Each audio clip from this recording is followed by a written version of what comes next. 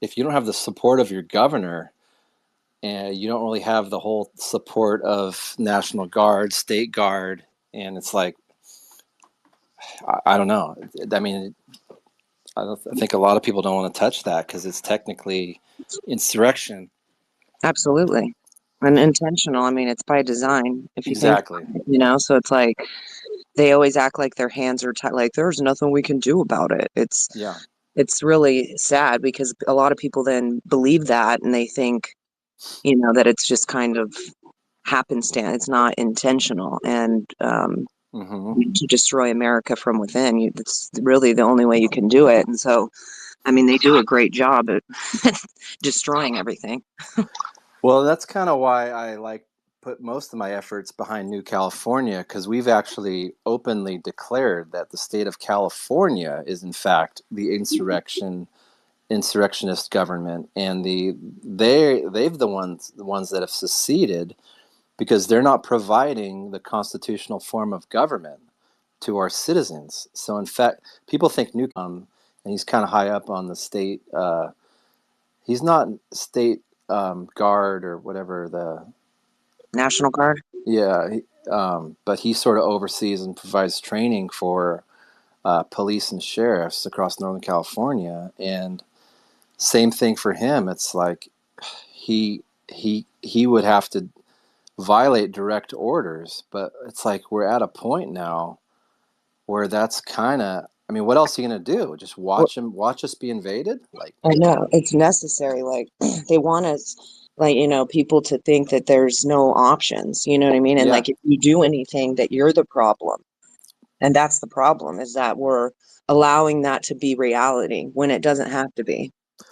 So maybe you can expand on that. What are the options that we have legally or constitutionally?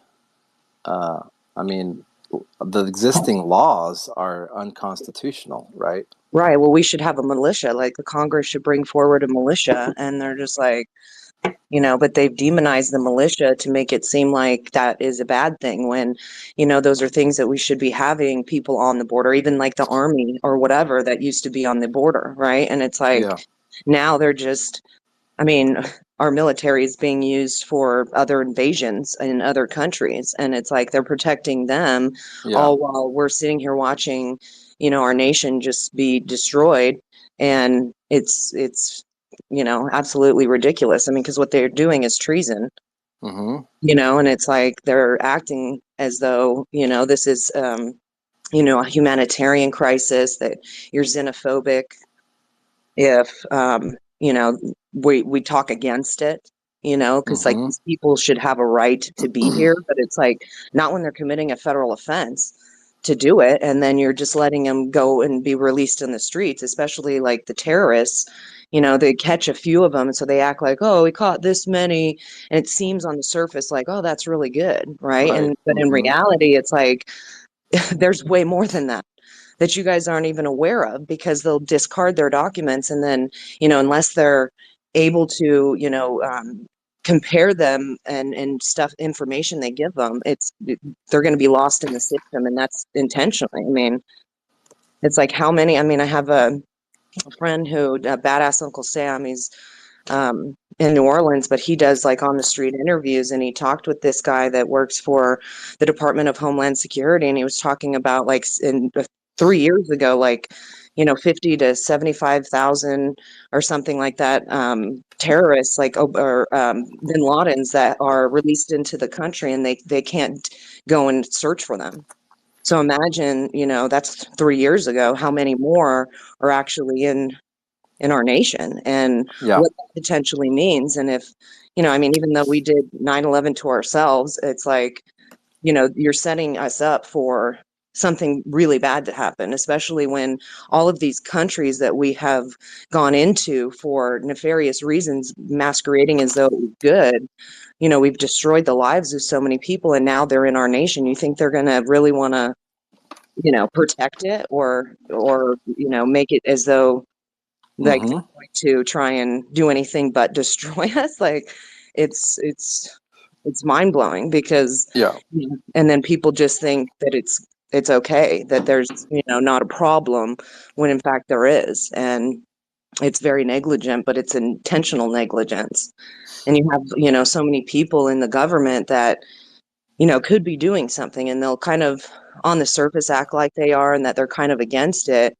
But then even if you talk about it being like treasonous, right? Like how JJ Mm-hmm. Cole has, and he'll go ask, you know, different politicians, it's like they don't want to admit that it's treason because then they would have to, you know, understand that they're a part of that and that, Yeah, yeah, and they don't want to call it an invasion either because right, there's clear constitutional language that says that an invasion is a violation correct, of. And I'm correct. just so there's so many levels to this, and maybe we can break that down. You've obviously got the media level, which is pitching it all as a humanitarian crisis, Mm-hmm. and then they can pigeonhole, American first people that just want safe streets as extremists because we're xenophobes. Right, And if we even talk about, I mean, I'm looking at the Second Amendment, right? People all talk about the Second Amendment like it's the right to bear arms, but it starts off with saying a well-regulated militia being necessary for the security of a free state. absolutely. And so we're talking about the sovereign states of the United States. And so, but if we talk, even say the word militia, the media is going to latch onto that once again, can call us extremists or Right. not Christian nationals or, Yeah. so we've obviously got the media problem, which is always huge. And When then they need, yeah, I was just gonna say they need them to push the narrative. You know what I mean? exactly. That people will parrot that out, just like with everything, like with COVID, how they do it with Yep. anything and everything to get the people to just, you know, go along with whatever is happening. And Right. we And should be. then Go ahead. just demonizing anybody and any voices that contradict their narrative. So yeah, Absolutely. they divide us and demonize us. So what's on that front? What I mean, I know that you're on the border. You're actually, giving live stream, news. I think San Diego Live Data is on here Yeah. too, Yes. and they have a channel where you can see live videos on the border. Yes, that's my buddy. We work together. It's Right Robert. on. Yeah, Robert is Welcome, Robert. yeah. And maybe you can hop up here too if you want to join as a speaker. But yes, Yeah, I think it's important to do it live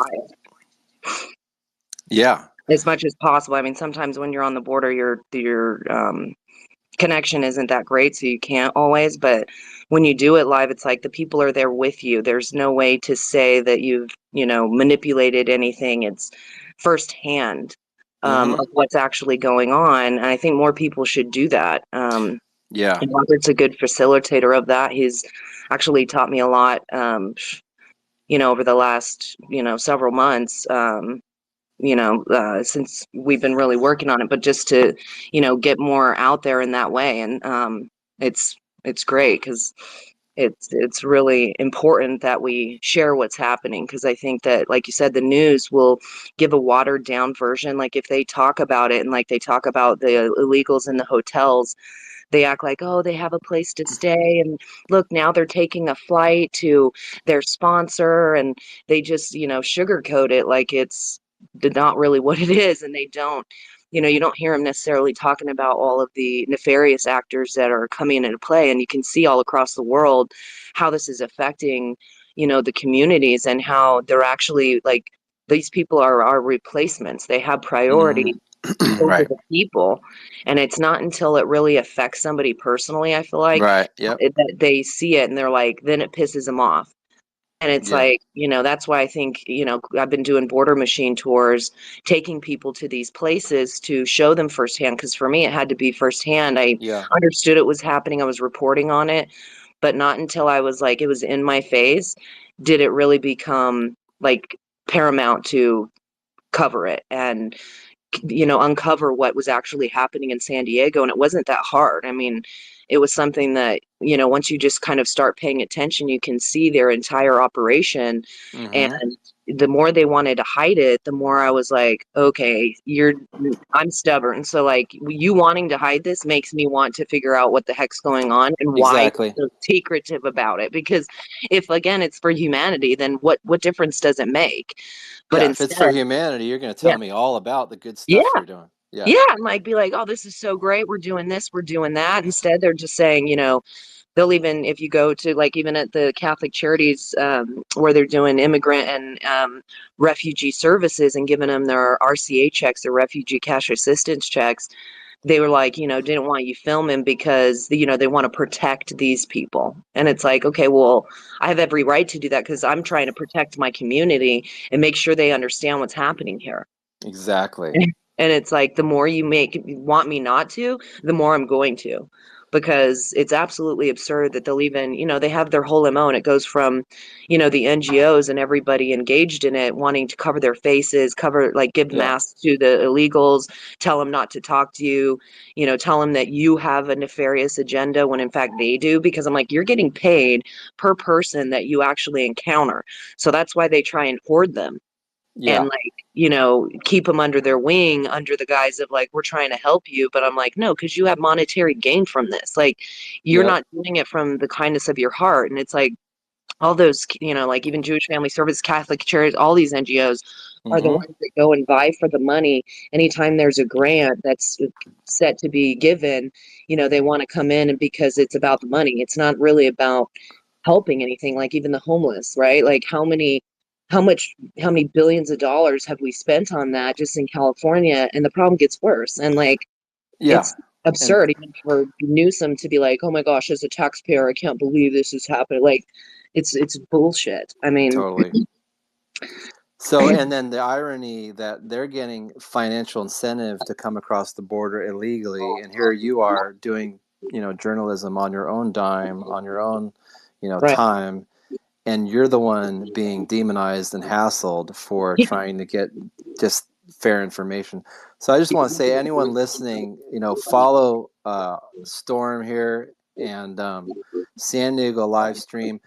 We have to follow and support these people that are actually doing the reporting, because we now have an opportunity to not only bypass the media, who are all corporately controlled and told what to say like puppets, but not only support people like you, but you can follow on a regular basis, and you can vet and verify all the stuff that Storm is reporting.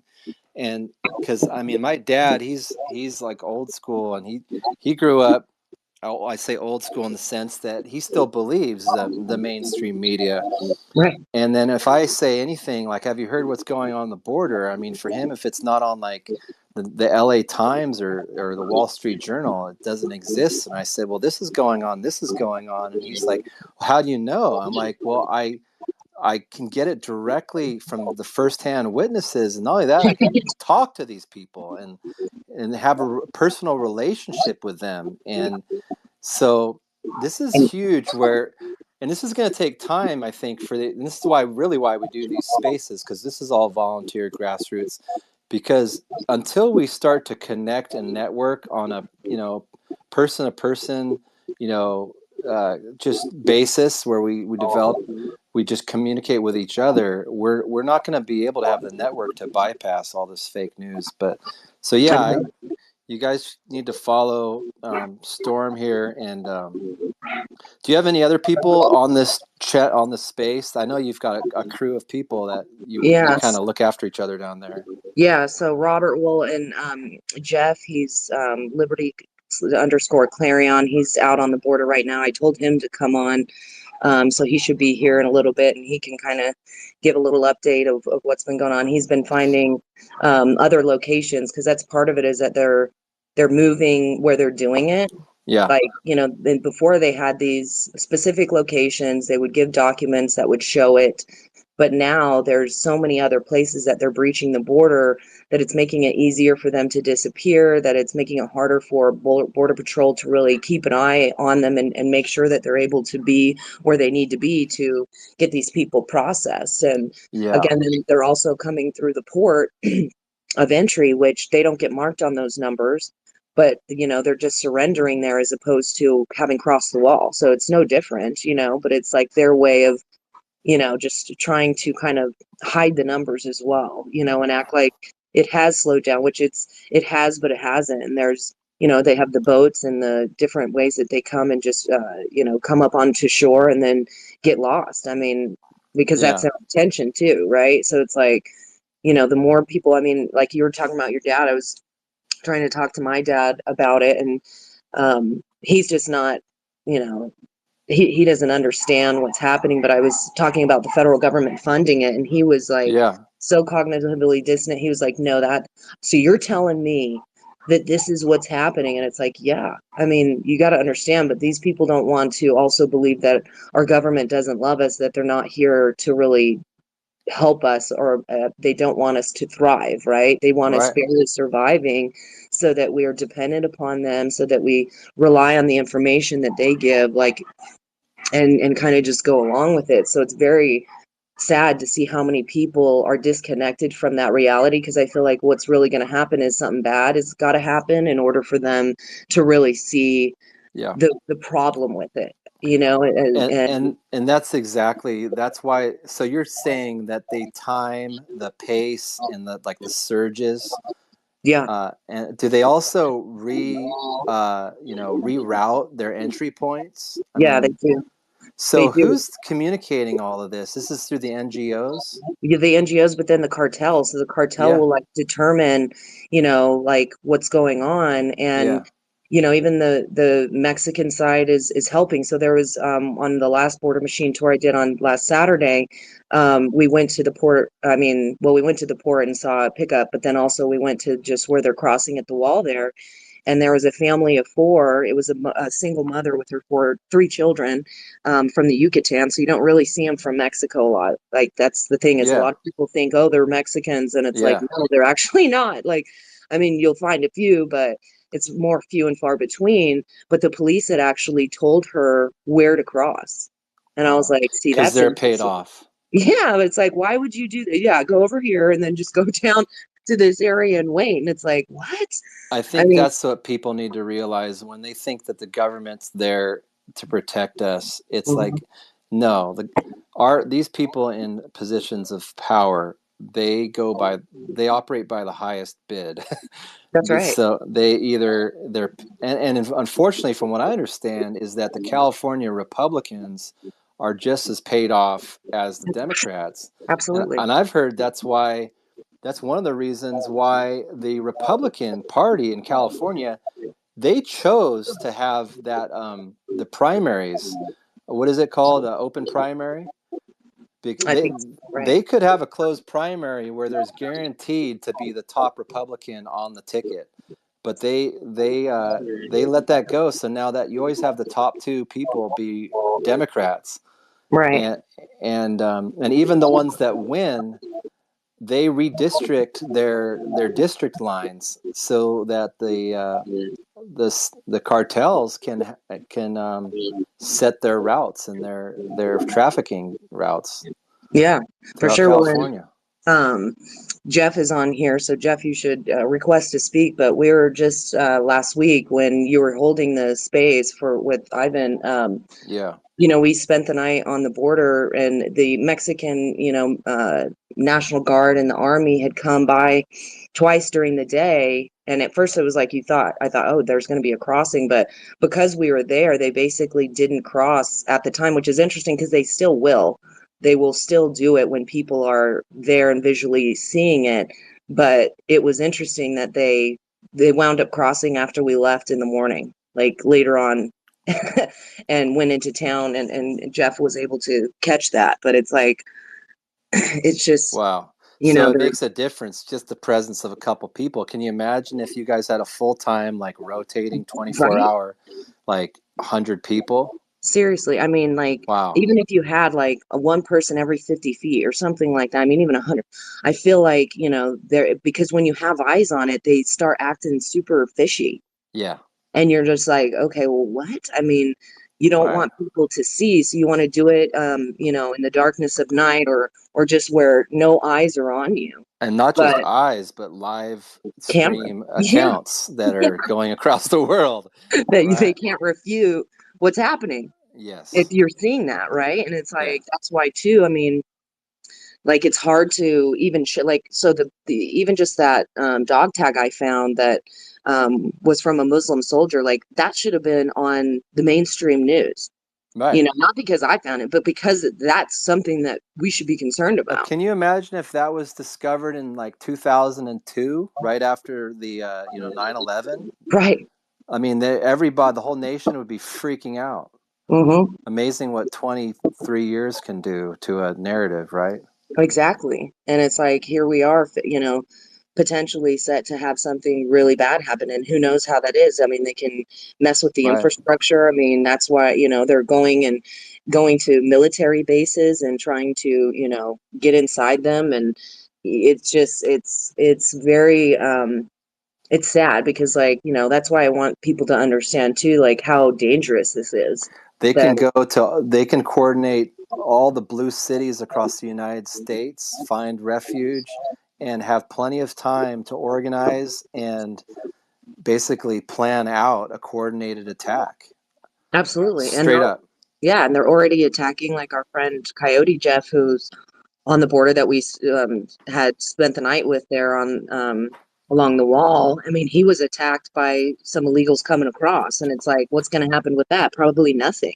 That's what's so Wow. sad is that that can happen, and it's not a big deal. And then you see how many people have been raped and murdered, and just all the chaos that they're causing.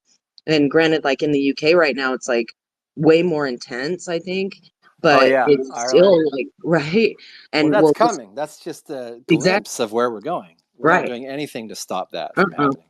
Uh-uh. Or doing more to facilitate more of it, you Yeah, we're know? actually And funding it. yeah, and then having, the Truth Act where it's like, here in San Diego, I mean, because when we're the sanctuary, city, state, or county, it's Yeah. like, the law enforcement isn't sharing information that they should, and they're not even allowed to like ask. And when they're talking about putting up surveillance in the city of San Diego, they're like, we just want to make sure that it's going to mask, like put a veil over it, like a blur, if it's anywhere near, like, say, an abortion clinic or an immigration center because they're trying to Wow. protect these people. And it's like, okay, but then when something happens, like, what the heck? You know what I mean? Yeah. Like, How are you going to do your proper police report when one of these right, people commit a crime? right. And that's like goes back to the 5-year-old that was raped, and they're not sharing the information of his ICE information because, we got to protect them. And it's like, okay, well, that should go out the window when you've actually raped some child, a 5-year-old. Like, what No. on earth is going on? No. So, It looks like we got Jeff up yeah, here. You feel free Jeff. to chime in. How you doing, Jeff? Hey guys, good. Thank you. Thanks X Town for having me on. Yeah. Thank you, Audra, for inviting me on. I'm Yeah, literally on the border right now where they cross. I'm like in my Wow. Jeep, pointed at the spot where they crossed last night, where we caught them. Wow. And so I just have my drone up, and the Mexican federales are out here. The Mexican Army, I believe it is, probably from the camp. That's about 3 miles behind me, where they're just tents and stuff. And so I put my drone up, and I was able to see where their trucks are at parked. I've never seen it before. It's right. probably a mile away on a road directly in front of where they have cut the concertina wire on top of the border wall. This Right in is front on of the me. Mexican side? Yeah, Yeah, on the, like the border wall, they cut the concertina wire that's on top so they can put a ladder up and Yeah. get people over real quick, and then put ropes on them and rope them down, or use a ladder on our side so they can step down like they did yesterday. So yeah, this is it's happening right now. The Mexican Army was like literally walking by us, and I filmed them, and they took pictures of us, me and my friend out here, Pete. And so they're out there looking. They went up and down probably about half a mile, scouring the area. So they might have a tip on what's going on. Mexican Army is typically the most trusted of any military institution, like in Mexico. Like everyone on down basically is on the take, like National Guard on down. is what I've been told by. They're all paid off. Mexico. Yeah, and so Mexican army is basically the national army. Is the only people you can trust. Is what I've been told by people who live in Mexico. So, and I believe it is National Army at the camp. I'm not sure. I'd have to Yeah, it's the National Guard. I'm pretty sure. Is it okay? Then they can't be trusted. No, and they're because they'll come across where they are, and that's the funny thing is they'll come and look there, and there's those rape trees right across right there where they have the underwear and everything is the trophies to show like territory. Yeah, and Good they Lord. when we were there waiting and we saw them, like one came at night and one came during the day. But I'm surprised, Jeff, you actually saw their trucks because remember we were looking before and you couldn't find them. It's like they just show up out of nowhere, like literally all of a sudden they're just right there, and it's like, oh my gosh, how the heck did you guys do that? I mean, I guess you're trained to per se, kind of be stealth, but when they're coming and they're looking where all these clothes are and those rape trees are, it's like, why aren't you stopping that from happening? Yeah. You know what I mean? Wow. Yeah. So yeah, I found out where they are, filmed it. I'll post the video. So yeah, it's probably about a mile away on a road, and it looks like the dirt roads lead right to this spot where they come across. Sure. And so yeah, they've got 2 trucks out there, and guys all in like balaclavas, the National Guard, Mexican National Guard. So they didn't want to talk to us. Obviously, they're just like. He was like, I was like, hola, what's up? ¿Cómo estás? And he's like, looking at me like, what? Well, last time they asked me what I was looking for, that was the only word they ever spoke. And then they walked away. So it was like, I don't know why you asked that if you're going to walk away right afterwards. When they saw me like filming, like they automatically turned their backs so they didn't have their balaclavas on. And so then they put their masks on real fast. They're like, oh shit. And they wouldn't turn back around. Wow. So, but last night I was coming back from a scouting trip.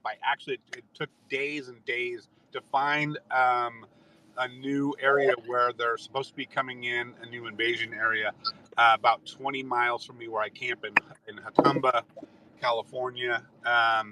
So I got a hot tip from a Border Patrol agent, anonymous, and I searched for days. He said they're coming around these railroad tracks through a tunnel. And so I went out and searched, and I finally found it yesterday in the middle of nowhere in a bunch of mountain ranges. And I was pretty excited. And tunnel opening? A tunnel. It's actually a train portal. A train. Yeah. They don't use trains on it anymore, but it goes from America into Mexico, and there's a tunnel through a mountain. And so I found the tunnel, and they've got it all like with border wall bollards on it and like concertina wire all over the tunnels because people were coming through. And so I filmed that, and then I went around and talked to one lone Border Patrol agent out there, and he told me they were coming through where the border wall ends, right by the tunnel, about a half mile from it or less. And but I was at the tunnel, and there's like still clothes and water bottles there. They're obviously coming through this tunnel. So I came back. I was on my way back, and I just rolled up to the base camp here. I'm literally maybe a half mile from the border wall where they're crossing, and I literally can just see it from where I am, and probably less than a half mile.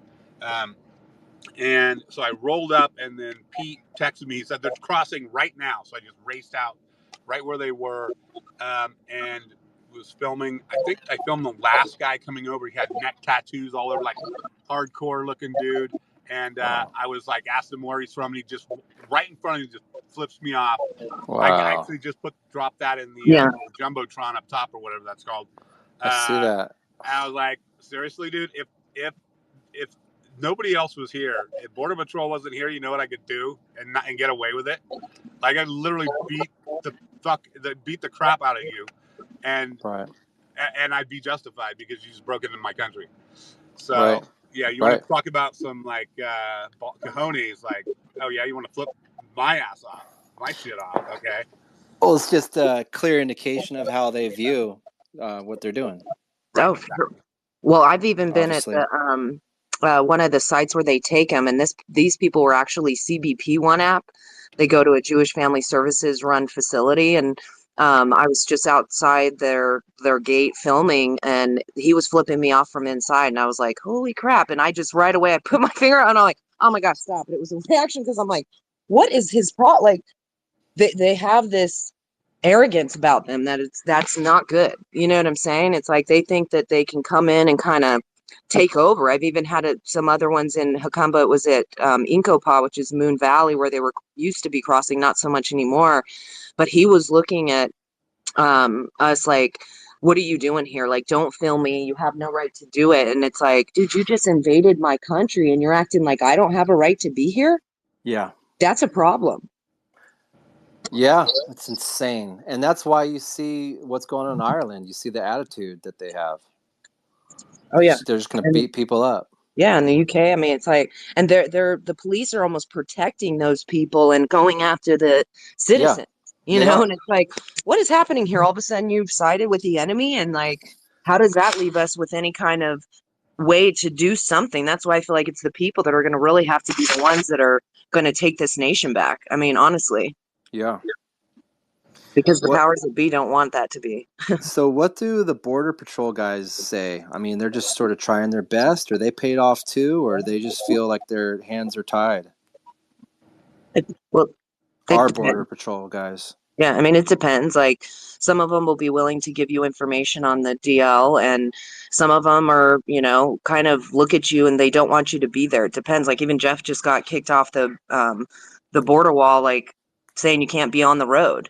So, you know, it depends on who you're speaking to. I've even had one where he was bringing some to the Catholic Charities run hotel in San Diego at the Ramada, and I've already seen him on the border, and he's kind of this, he's got an arrogance about him, but he Mm-hmm. was trying to hit me with his van because I told him they couldn't go through the gate right there. I closed it down.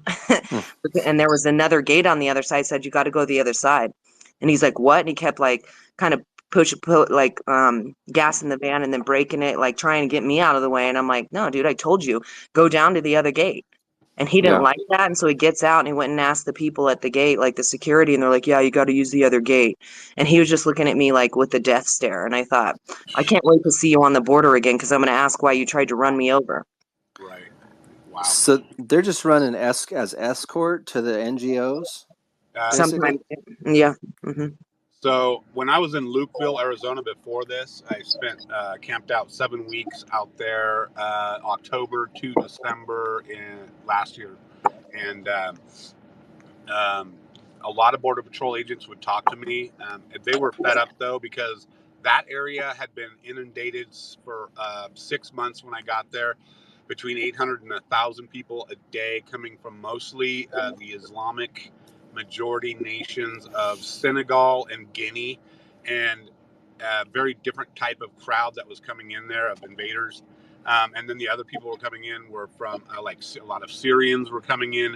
Less than 25% were from Hispanic or Hispanic family units. The rest were from around the world, mostly from Islamic African nations. Are these families or just male? No, they're men, all men. Yeah. Military age, like maybe 99%, I would say, were men. Yeah. Very young. I interviewed them. Some of them said they're joining our Marines and our military. I have those interviews. I'll look it up, put on the Jumbotron. And so, but most of the Border Patrol agents out there were so fed up and just angry because they'd been like left out to dry. Zero MSM went out there within the 6 months. In the 7 weeks I was there, I was the only person out there filming and letting people know. They were literally begging me to put stuff out because no one knew what was happening. Wow. And so they gave me tons of info, like off the record stuff that turned into amazing stories. Like all the Border Patrol agents were sick with a mysterious disease that even their doctors couldn't figure out. So they brought in specialists. Nobody'd heard about that. And so all kinds of stuff out there. But they were so pissed off that just because there was so much going on, and they're like, Biden could fix this like in a second just by signing one thing, like what he did the other, a month ago or whatever. I got a lot of good, I got good info from them. One guy did threaten to arrest me because I was right by the port of entry there, and everybody else said I could be there. 99% of the agents out there are cool, but once in a while you get a piece of crap. Yeah. Threatening to arrest me, and I was like, whatever. You're probably working for the cartel. Right. And well, yeah, like, well, even a lot of them out here, you know, I mean, again, it's not all of them, but when they kind of find out that you're not going to spin the story, because that's what they don't like either. They've been told to say, you know, you got to call the media, and then you can get information from there. Once they Yeah. see you, you know, over and over, now, like, they're like, hey, Audra, you know, or whatever, and they want you to come to expose what's happening, because they're pissed off that they're being told to do the opposite. Like, I've even thanked this one, you know, it's like, thank you for, you know, just kind of doing, like, at least doing what you can do. And he was like, Yeah. don't fucking thank me for this shit. And it's like, oh yeah, Wow. okay. I mean, because it's like they know, but then they'll come and show you stuff. Like, I got to see a one of the Chinese passports that was totally for it was a that's what's the word I'm looking for. It was forged. It wasn't a legit one. And it Yeah. was really badly put together. But it was like, look at this shit, he was saying. He's like, this is the kind of stuff we have to deal with. And so they're frustrated because they're doing the opposite of what they were trained to do. What they've been told that they were supposed to do before is now, like, you release these criminals. And like other ones, you know, well, like this one was talking to me about the kids and how he sees unaccompanied minors in every group. So it's not like you just don't hear about it. And that's what's sad. Like, those should be part of the numbers. And that's one thing I've been meaning to do. And I need to talk to them about. I want to know the numbers every, you know, weekly, so I can start sharing that of, you know, how many did come across, because that's something that we should be concerned about too. And, Yeah. you know, we have these NGOs that are coming and basically trafficking these children, and they know it. And, you know, what do they do about it? A lot of them are getting ready to retire. So they're like, I just want to kind of ride out the rest of my, you know, career so that I I can get know. my I hear that. retirement. It's And it's just, like frustrating, because it's like, yeah. but I mean, one of them I know has, you know, an autistic kid. So it's like, how's he going to be able to provide if he quits all of a sudden and has to go get another? It's just like, that's what they want, is everybody up against a wall. So you make decisions that are based on that.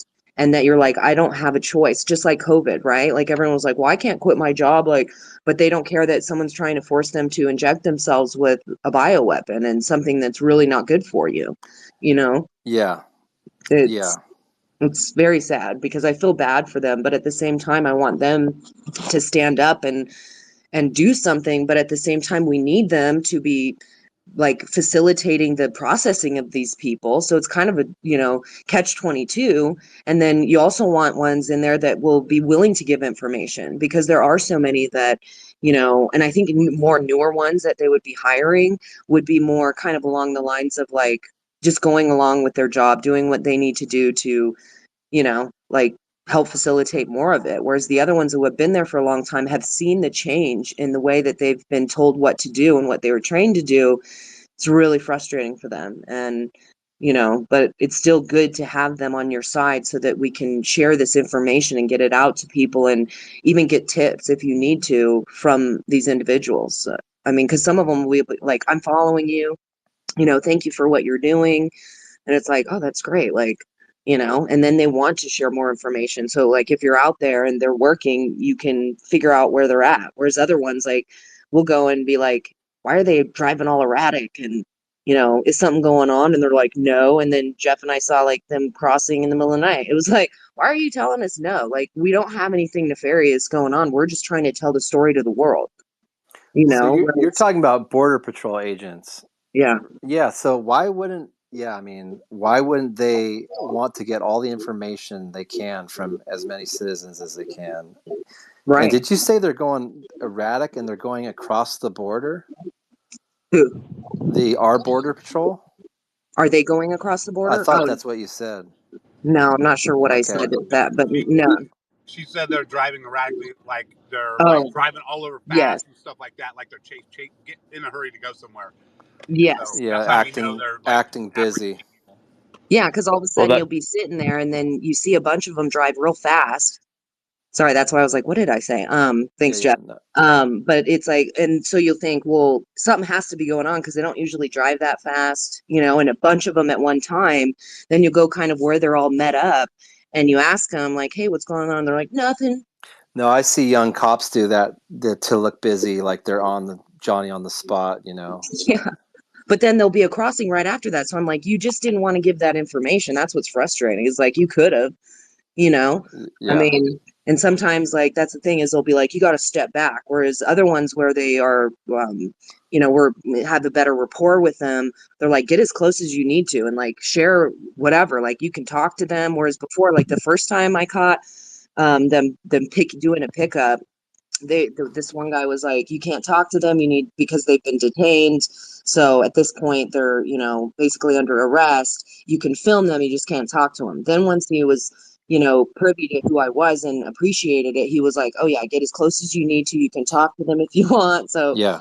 but they're being told, because this is the whole thing they say is like that you have to go through media. Because I've even talked to some at a different location. It was out off of Barrett Junction, off of Cottonwood Bridge, which is one of the most dangerous spots. And there was always having ambulance and fire trucks because people needed rescuing a lot, because they would choose to go off the road and it would cause injuries. But there were 3 of them that had pulled up, and I was talking to a couple of them, and they were cool giving me information. I went to talk to this third one because I thought I don't want to leave him out, and I was getting ready to leave. And he was like, are you going to go for a hike? And I'm like, first of all, I have a cane. So I'm like, what? No.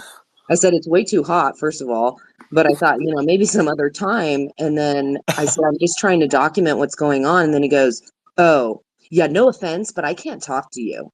And I'm like, what? Well, I just thought, because in New California, one of the main guys, he has a radio channel and he can issue press badges. Would it help if you had a press Yes. badge? Yes, because I can't get one because the police in San I Diego. can get you one. Yes, please. So the police in San Diego, because I was beat up by the sheriff and arrested at a public meeting, told me that I couldn't get one because at first they said, well, why would you need to go past police lines? And then they sent me another email like 40 minutes later before I was even to respond to the other one. And they said, oh, well, we looked into it, and it turns out you're a threat to lab police or to police and lab personnel, and you've been arrested before. And I was like, are you freaking kidding me? I was assaulted by the sheriff, and you're using that as a reason for me not to get a press badge? I was like, they'll use anything to try and silence the people. You know what I mean? I'm like, I'm a threat to the police. Come on, I got a cane. Like, for real? Well, it's because they're so corrupt. The Yeah. press is corrupt. The media is corrupt. Your cane is like the weapon. It's a deadly weapon. I know. I need to make it like a dart gun. Oh, I know people that can, in New California, some of these ladies are like all trained up on like 50 ways to use a cane. I could connect you with them. Seriously, because it's like, oh my gosh, I almost wish I had a cane when he was beating me up. I'm just kidding, but it's like, he's like, yeah, I mean, what do you do when that happens? But it's sad. Wow. So I mean, if you can help with that, that'd be great. Well, I think Paul, he's the pro tempore president, actually, or governor for New California right now, and he's been asking because he knows Ben Berquam, who's done a lot of work down there. Yes. And so I got a press badge from them for, so he's happy to do that as long as it's for, purposes like what you're doing. So Yeah. I'm sure I'll connect you with him for sure. Dude, Hey, please. Deplorable, you got anything to add? You're hearing this craziness, right? This is insane. Yeah, no, how you guys doing? Eye of the storm and just Jeff, and what's up, brother? Hey, bro. No, I just I just kind of listening to you guys, and we know the bigger picture, and it's asking why the border patrol is not doing anything, and we know it goes right in line with, well, why when we have all these riots, either they go one way, the police or the law enforcement go one way, and they don't enforce it on the other side, is because either one of two things: they're either giving stand down orders, or two, we know they're hiring a bunch, whether it's DEI or foreign nationals, into their agencies, and they are complicit in what they're doing. And we know that the bigger picture at play is color revolution, trying to overthrow our government and overthrow our sovereignty. Right. So that's the 40,000 foot view of what's really at play and why they're doing, because they're trying to blend our nations and take away our sovereignty. And they're doing it. To me, they've already been successful because they've already have enough. How many last year? 3 million or something like that over the border so far, and that's just in this last year. Well, let alone the last 4. There's like 60, there could be up to 60 million. They're just not giving us the right numbers. You know what I mean? Right. Kind of like our financial situation. They say in California it's like, what was it? I think it was 70 billion, but it's probably really triple that. So, but they also have huge coffers of money. That money just sits in. Right. Because if you think about it, we would be way worse off if we were really that much of in a deficit. So it's like they hide money around and then they can, do whatever they want with it, but it never goes towards what needs to happen. But it's like you could go and dip into those funds and actually make a difference, help homelessness, do whatever. But it's like you're sacrificing the people to, give these people a carte blanche to the nation. And that's why they come, because they're like, I mean, I've met people who from Ghana, these guys, I mean, they had tons of money.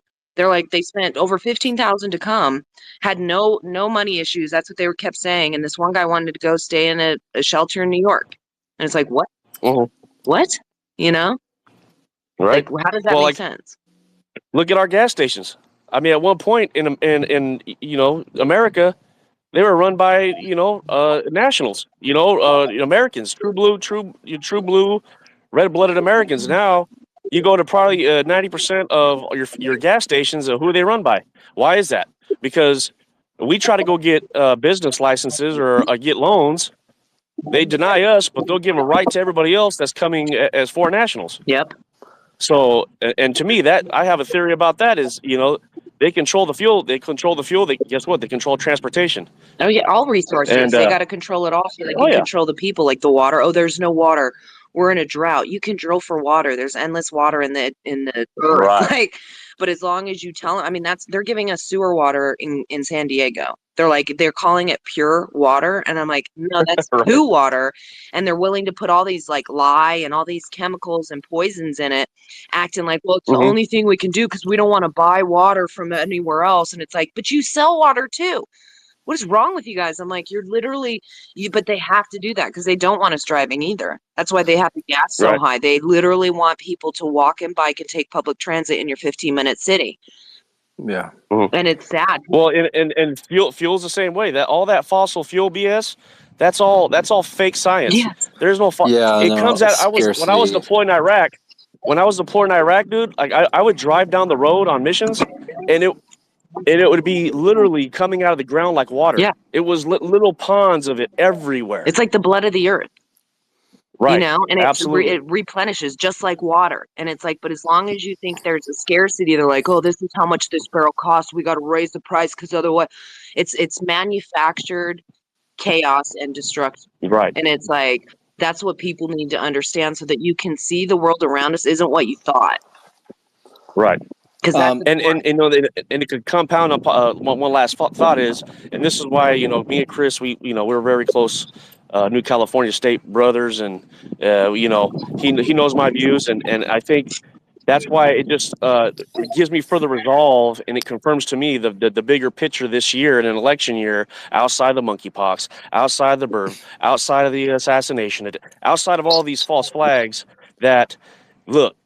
We thought what we saw in 2020 was big with the domestic protests, the domestic insurgents. Now this year, they're going to unleash the foreign invaders and infiltrators and the cells and the these factions that are embedded in our country. And guess what? Now these people they're not even American. These people will chop our heads off with spoons, and that's what's coming next.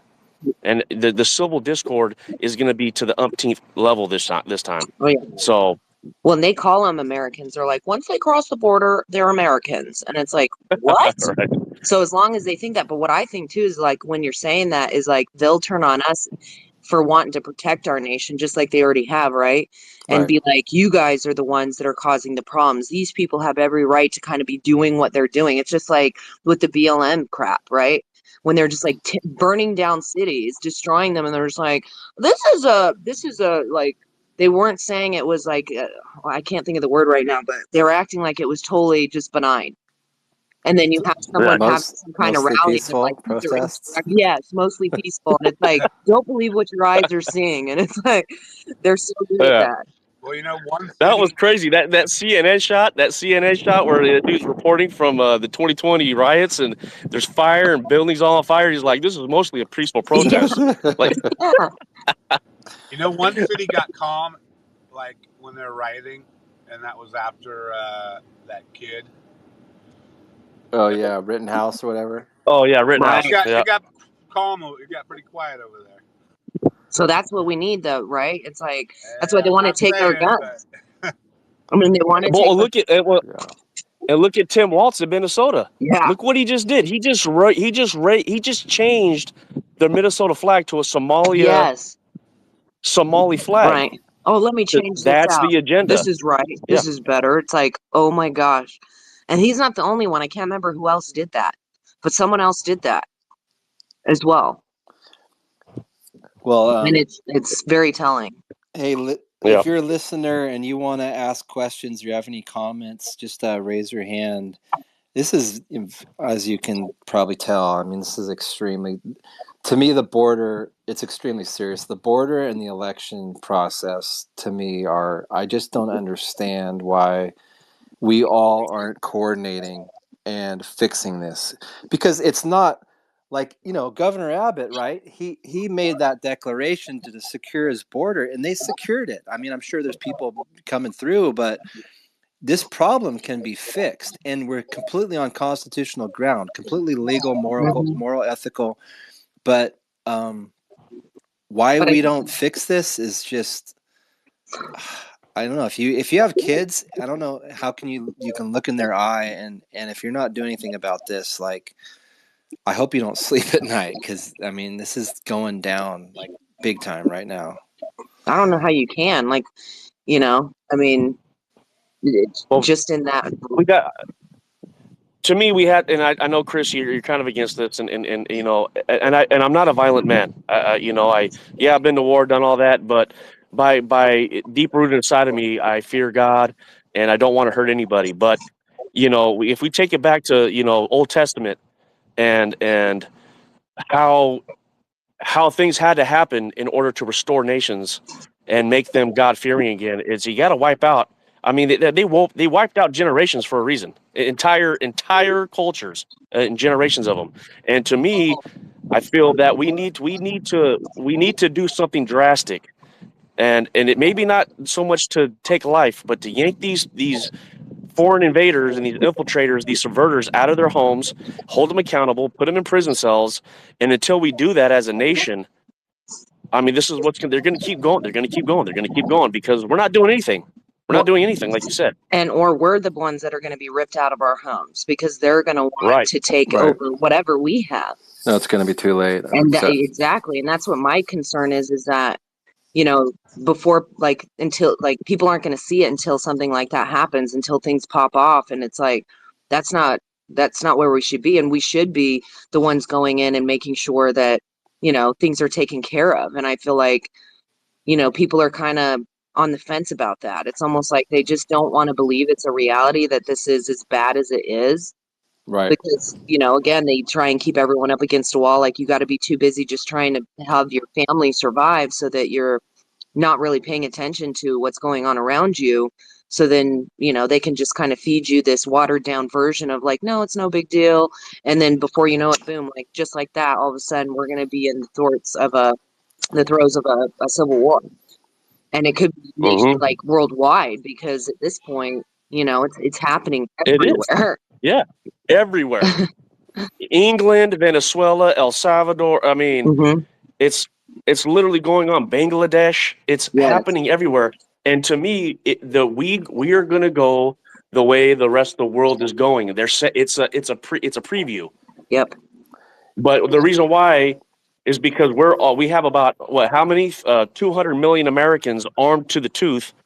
So they have to be really careful and really strategic and tactful on how they do this, because they know if they just try to do it like they're doing in these other countries that they're unarmed, it's going to get really ugly really quick. Oh yeah. No, I mean, I hear you, deplorable. It's just that I think people need to learn to.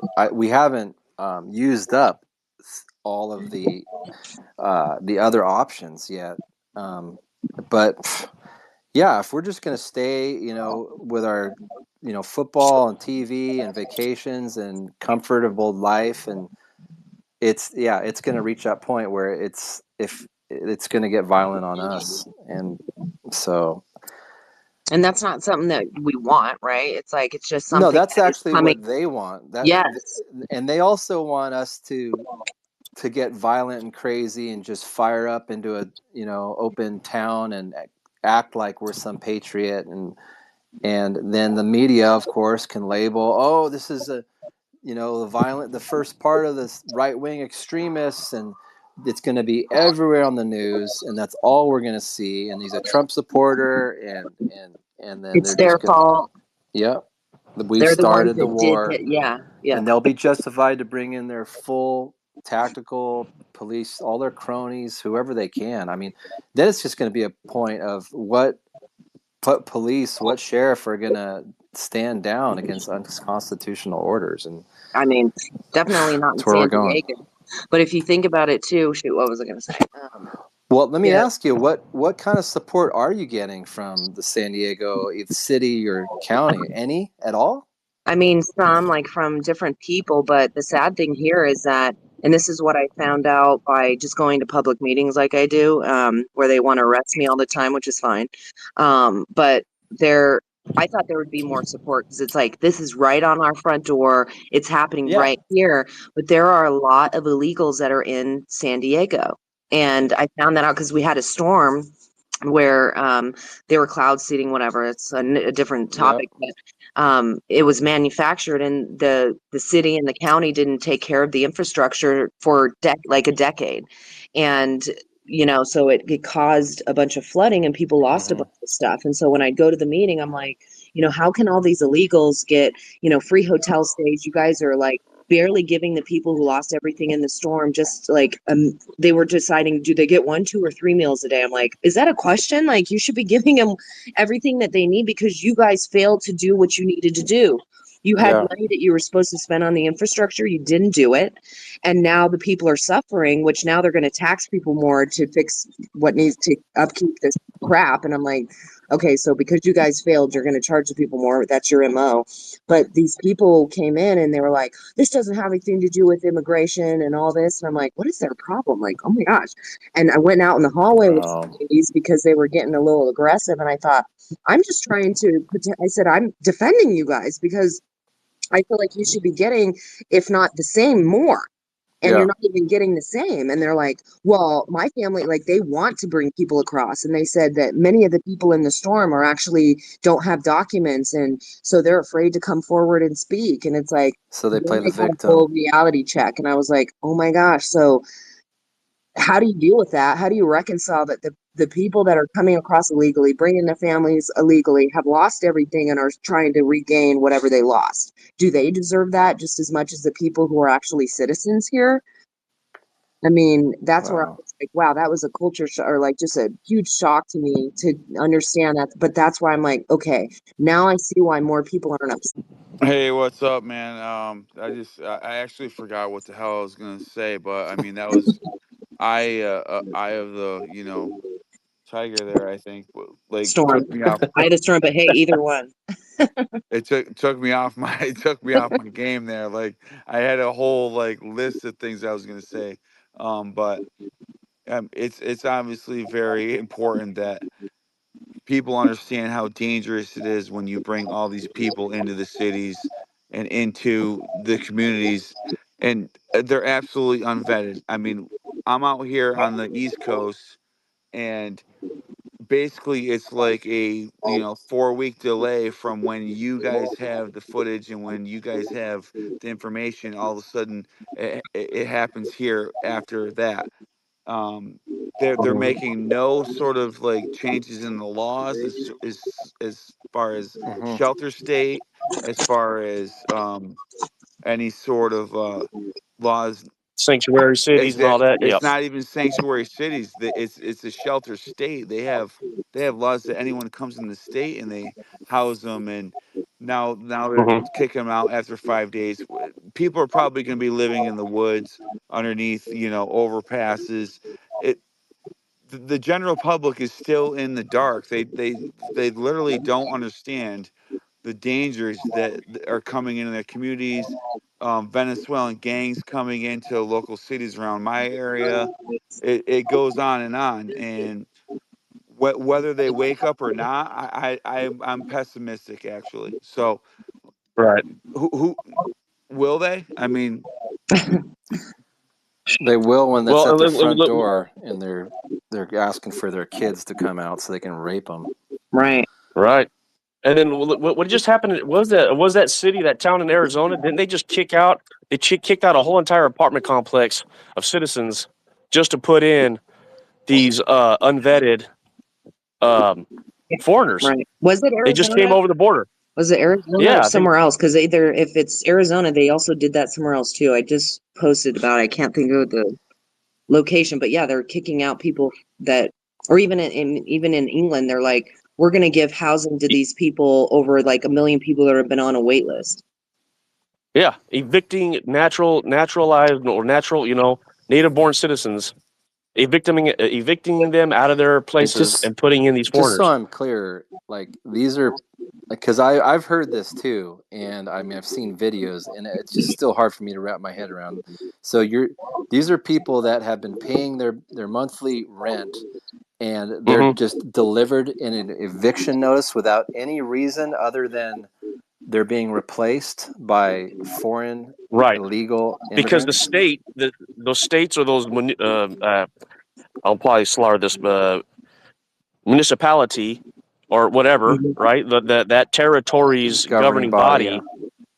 body hands over that authority over to the state or whatever, and they obviously then the state can do whatever they can take over by all legal authority.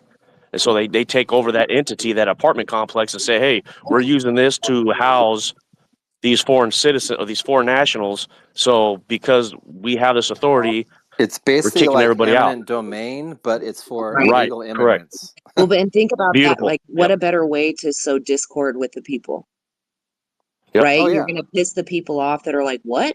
completely destabilize. Yeah. And it's like, but so they can manufacture stuff, even just like, and I wanted to say this because I meant to before and I couldn't think of what I was going to say, but with Abbott, how he's maybe, closing the board, but then at the same time, like you're sending people out to all these other sanctuary. Oh right, I So, know. so it's like, how is that any better? Because you're, No, that's facilitating trafficking. yeah, I'm like, I mean, sure, on one hand, it looks good what you're doing, but then you're still perpetuating the problem by doing that instead of, Yeah. figuring out a different way. Like, oh, I'm just going to put it in their hands. They wanted this. And it's like, okay, so some of the people maybe did, but they're not No, send understanding. them back to Mexico. You don't Yeah, send them to another state. exactly. And that's the thing too. Mexico will deport these people a lot of times, many times. They go through Mexican immigration before they come across. You can see their documents being discarded. And it's like, they'll even send them on a 3-day, but like that's what one of them said at in Boulevard, where the National Guard and the immigration is there sitting and waiting for people to cross.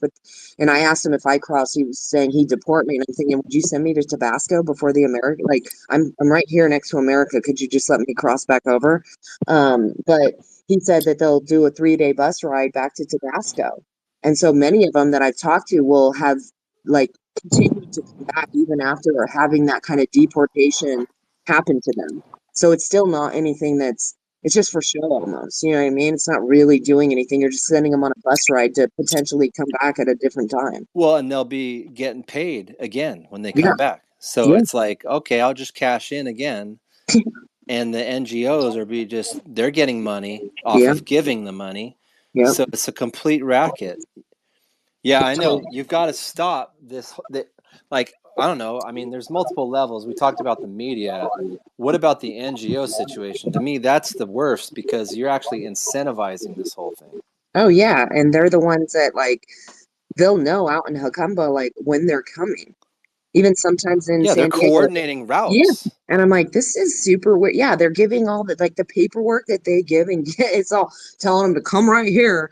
And they are the worst because they're the ones who basically control the government and are like, we need more money for this. If you want us to take care of it, it's like their own mafia, where they're Yeah.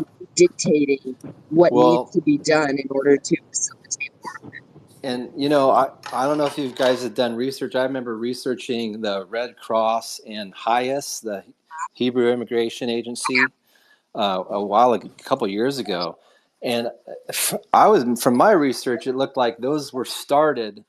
I mean, they were considered humanitarian, but from the very beginning, I think, and I don't have all the proof on this, but they're basically trafficking agencies. Yes, that's absolutely what they are. And they may have started under like at a time, whatever, but they are get started highest. It's like Yeah. He's the one that started all the stuff for the children, like trafficking of these kids. Yeah. It's like there's so many of them, and a lot of them do it under the guise of, like, again, a humanitarian thing, but also under some kind of religious guise. And I'm like, you are using that in order to do really nefarious things. And that's what's so sad is that, again, they go and try and fight for money, that any kind of money they can get to do some kind of humanitarian effort.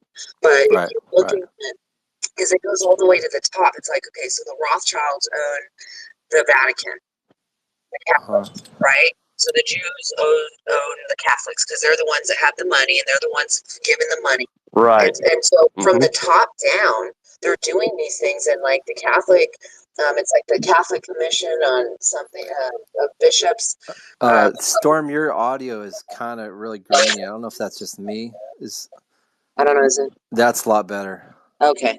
But the Catholic charities, or the Catholics, it comes down from the top. They have a Catholic commission on bishops and stuff like that. And so in all of their churches, they're trying to implement this like migration type of refugee help. And so they go through, and it's coming down from the top down. Yes. And so everyone implements it, and it's like, but it all has to do with like money, and it's very sad to see that, they do it under the guise of like some kind of religious pretense. Yeah, and it's like that's the perfect play. That's the perfect play. Yeah, I mean, humanitarian and religious. Yeah. Like, how can you go wrong? Red Cross comes from the upper echelon of the Catholic. Well, yeah, Red Cross, Rosicrucian. Yeah. Right. And it goes back to the late 1800s. It's really old. Julie, we got your hand up. Hey, Storm, I'm just gonna put you down and bring you right back up. I don't know if it's on my end, but I'll bring you right back up as speaker. Okay. You're good. What's up, Julie? Hey, you guys, great space. I just jumped up to introduce myself to those of you from Southern California. So I'm in Northern California, Butte County, and pretty much I'm fighting whatever corruption we've got going on up here. We don't have too much on the illegal, alien side or the border stuff yet, but we're fighting a bunch of corruption with our county public health department and a lot of stuff with the DA's office. So I put a couple of our recent videos and our recent battles down in the bubble, but mostly just wanted to come and introduce myself and say, hey, and go California. Always. Wait, you don't have a bunch of Canadians trying to cross the border? That's crazy. Exactly. Where's the rest of the Butte County crew at? I know. Well, I don't know where Red Pill is, so I didn't bother to tag her in, but I should have brought her in here. Yeah, we love having her on. Cool. Yeah, thanks for joining, Julie. Yeah, this is wild. I mean, this and the election thing is just I'm speechless. I don't get it. Like, you can hand count an election in one night for a tenth of the price with zero fraud, and it's all on camera, and it's cheaper, it's easier, it's better. But yet we got to use these machines with parts made in China when we can't access the tabulation machines, and it takes us 3 times longer and 10 times more expensive. But hey, we want to eliminate human error, right? It's like, however you look at it, we're getting so played. I don't like to be played as a fool, and I know people on this space don't either. And the border issue is the same thing.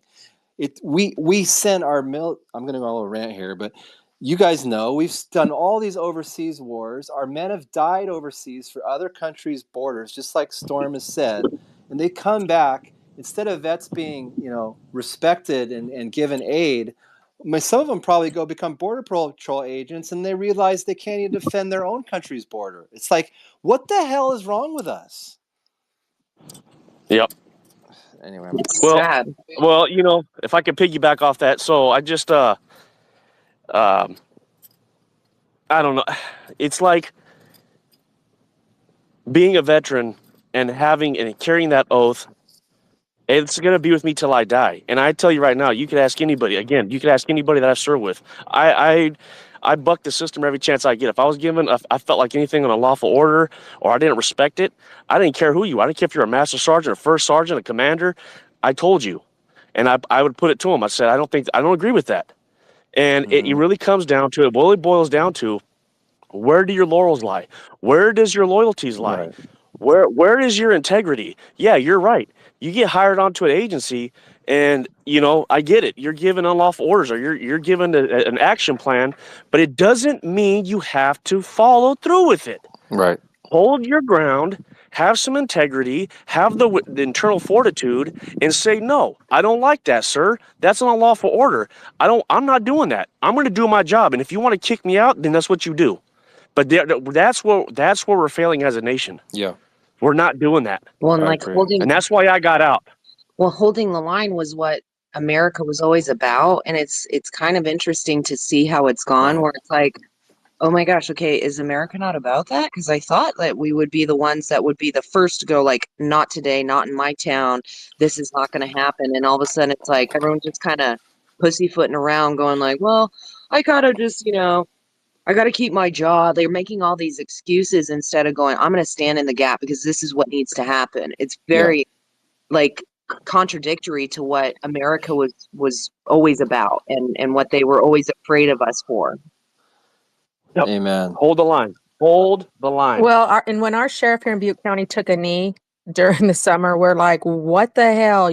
What are you doing? And then, Coward. it's Yeah. horrible. I'm like, okay, Butte County's lost. And I know Sheriff Honey, and I try to, what is wrong with you? I mean, seriously. And now and then he did an advertisement for the vaccine. He's totally backing public health. He's, making sure that his prisoners, I'm like, what are you doing, Sheriff? I met with him, and I don't get it. I'm like, but he's a lost cause. I had so much faith. Because he's a coward. And I have no respect 100%. for any of those gentlemen. But Or he look what doesn't they've have a done to the brain. men too. But look what they've done to the men, where it's like the soy boy, the kind of like emasculating of the men to make them like, all the DEI crap, and being like, yeah, we're gonna have all these like people in the military that are, cross dressers and all, and do what you want on your own time. But it's like, we can't expect them to go and do what the men need to do. You know what I mean? Like, there used to be just the men that would like stand and hold the line. Now, I found during COVID, there was more women kind of speaking out and being the ones that are kind of standing in the Mama gap. bears. Yeah, and it's like, what the heck? I mean, it's like a contradiction to everything that we It's were. like that one. Who's that Russian KGB, ex-KGB guy? Basically, he laid out the long-term game of demoral. Yuri Bezmenov. Yuri exactly. It was Bezmenov. back in the 80s, right? Ideological subversion or demoralization, and you just gradually weaken the integrity and the conscience of the people. And he's like complete. This video was in the. I'll post it on the bubble later, but it was 40 years ago, and he says we're completely confident in 40 years we can completely undermine the United States of America. You just do this. First is you destabilize, then you, I forget the 4 steps, but you basically demoralize the people so that they're so weak that they'll just accept being invaded. That's right. And here we are.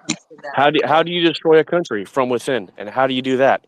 And every which way and every wartime element of warfare that and you emasculate the man, you prop and I'm not, don't get me wrong here, I'm not saying anything degrading towards women, but you prop up the women to be supreme over men, and that's what we're seeing, and that's why you hear the rhetoric of, now they're going to start maybe possibly having women, for the selective service, giving them giving them powers of authority within the military structure, ranking structure, and it's all goes into self-destruct mode.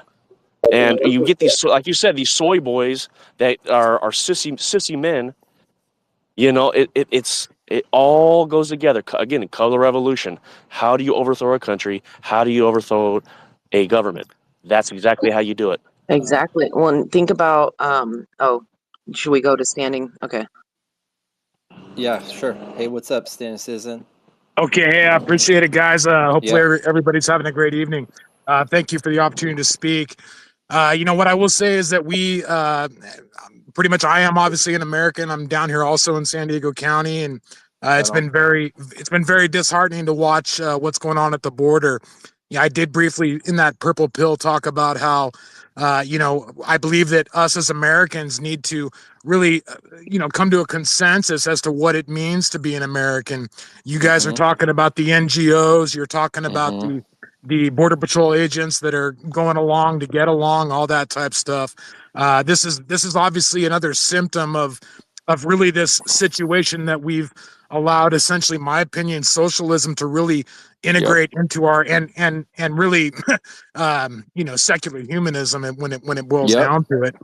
But what I will say is this, those wars that you guys just referenced a few minutes ago, we tried to spread democracy in probably like 65 foreign wars, I believe, since World War II. And we've actually failed every time. I actually have a friend of mine who was one of the boat people that came across from Vietnam. Vietnam is now pretty much obviously a communist country. And so there's bigger things at play here. We are dealing with people that they definitely have to have America fall. Okay, America was the opportunity for mankind to stand up, be responsible, not live under a authoritarian, totalitarian government, all that type stuff. I was listening to a video just the other day where there's this was going back 30 years now. At that point in the game, there was, according to this man, who I believe was obviously telling the truth, 20 million people that were government employees. So think about that. Maybe 320 million at the time, but 20 million of them were essentially people that were part of this system. Okay, we need to figure it out. We need to adjust our priorities. These people that are coming across the border, I mean, straight up, we beat the shit out of a lot of those people's countries for many, many years. We literally are dealing with problems where now these people, what they are escaping, are essentially bringing to America. Okay, they're expecting free shit. They're expecting the opportunity to, have prepaid credit cards and all this type stuff. And that is 100% not what America was supposed to be. America, we need to be better than this. I've watched this decline for many years now. And we need to adjust our priorities. We need to be responsible. We need to come up with a game plan that really works for everybody. And what I believe needs to happen is we need to put the politics aside. We need to come up with a solution that literally resonates with every individual, taking the money out of the political campaigns. It's real simple, providing an opportunity for a man like me to run for office, not have to get in bed with lobbyists, not have to search for donations, engineer a responsive and responsible society. The byproduct of that would be a responsible government. We live in an extremely connected society. Here I am talking on my rectangle square smartphone to you people that are probably all across the world, all across the United States. Where are you at, brother? Just so we know. I live in Rainbow, San Diego County. Oh yeah, cool. I got a couple of friends in this room right now, so it's cool. Sweet. But I've been to the border. I've seen what's going on. It is tragic. And this is ultimately a plan. It's an attack on America, because America, once again, was an opportunity for us as human beings to not live under a Caesar, a Pharaoh, an oppressive government. But we've completely shit the bed. I look at that NGO situation. That says it all. Yeah. Everything that Eye of the Storm was talking about is completely true. Okay, all these and Jeff and all these NGOs, these people that are willing to sell us out. Yeah. For what? They're right. I mean, so we gotta be creative here. We gotta start looking at solutions. I don't know. Well, go ahead, buddy. To piggyback off you is. Yeah, go ahead. I was going to say, it's not a plug, but it kind of is. That's why I truly believe that the only solution we have left, because my firm belief is the federal side of things is lost. It's too corrupt. I don't care which way you look at it. and I'm just that's how I feel. I don't care which side you pick. DC It's so is lost. so gone. It's right. And so the only way to fix this and right the ship is by state activism. And county And by that is county, yeah. county by county, and that is freeing ourselves in a sovereign way, state by state. And if we do that, and we can accomplish that, that's why you have multiple states doing the same thing we are. We have New California, New Nevada, New Illinois. We have New Oregon, and probably I mean we're the furthest along. If we can make this thing successful, then that sets the precedent, and those dominoes will start falling. But if we can do this and pull this off, then guess what?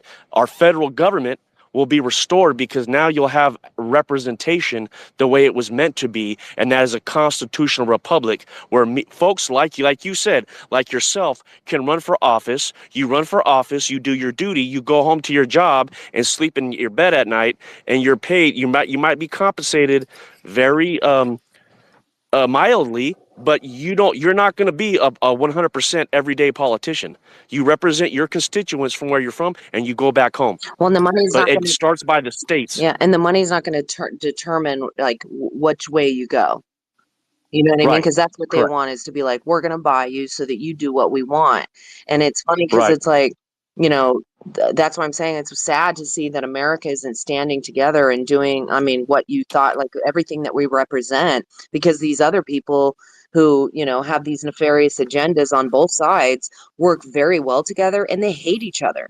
They Right. freaking hate each other. And look at how good that they, like, the fruits of their labor.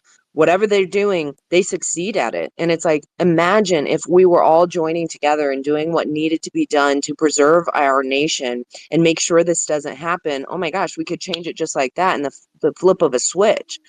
But it's like, Yeah. because we're not like doing that for many different reasons, this is able to flourish and perpetuate. So it's like, I just know that if we did stand together and did what we needed to do, county, city, like start even small, city or town, like, and then go into the county and then go into the state and other counties, whatever it is, it would be so easy to do. But we're so dysfunctional on this Well, because side. we're the Roman circus. Yeah. We're the Roman circus. Yes.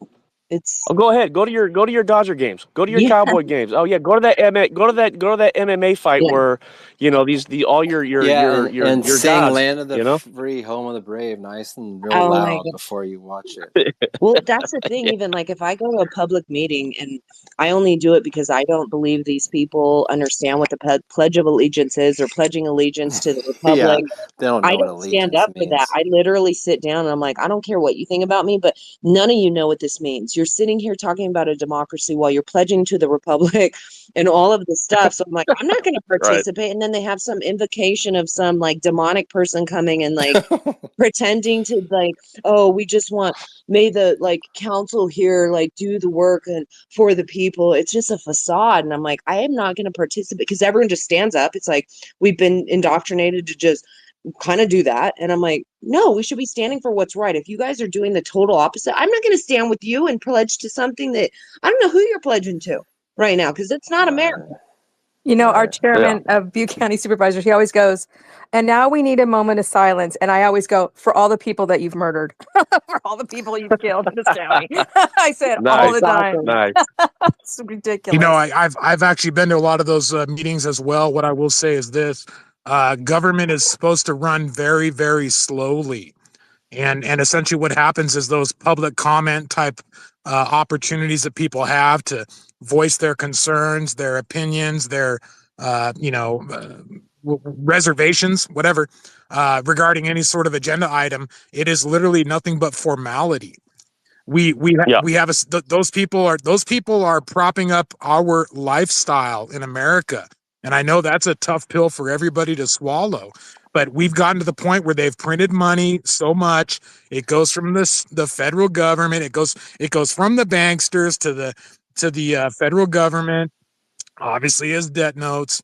Then it gets distributed to the states. The states then have to take it to the county or your local municipality, Or that the type of thing. NGOs, yeah. Well, yeah, sure, man.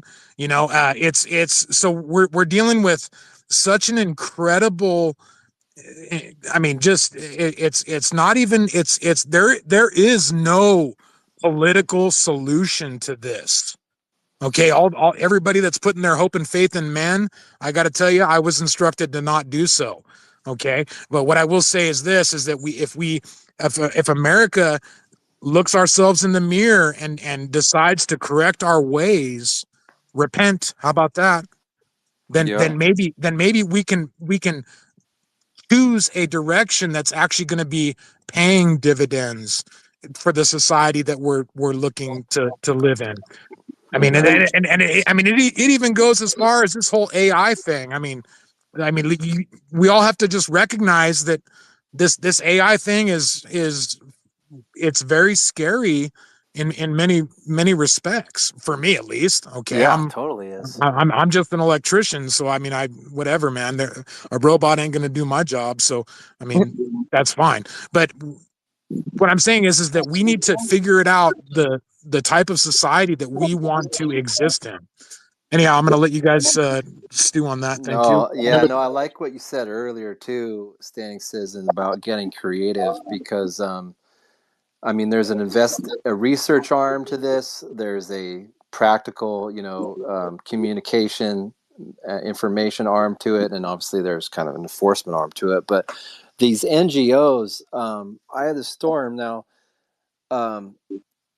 You know what these NGOs are. What are some like creative tactics that we can do to expose these people and get some awareness? Well, I think just shining light on it, because they hate that. Like, I was just, when we were down at the port of entry, and the buses, they're waiting to go pick up these people that are coming across from the CBP1 app. I go up to the bus and I said, when are you going to go pick up these people over here? And he's like, I'm not going to do that. And I'm like, you're not. So you don't pick up the CBP1 app individuals? And he's like, no. And I was like, you work for Demerits, right? No, you don't. What's this bus day? That's so weird. Why does it say that? And then I turn around and it's Jewish Family Services.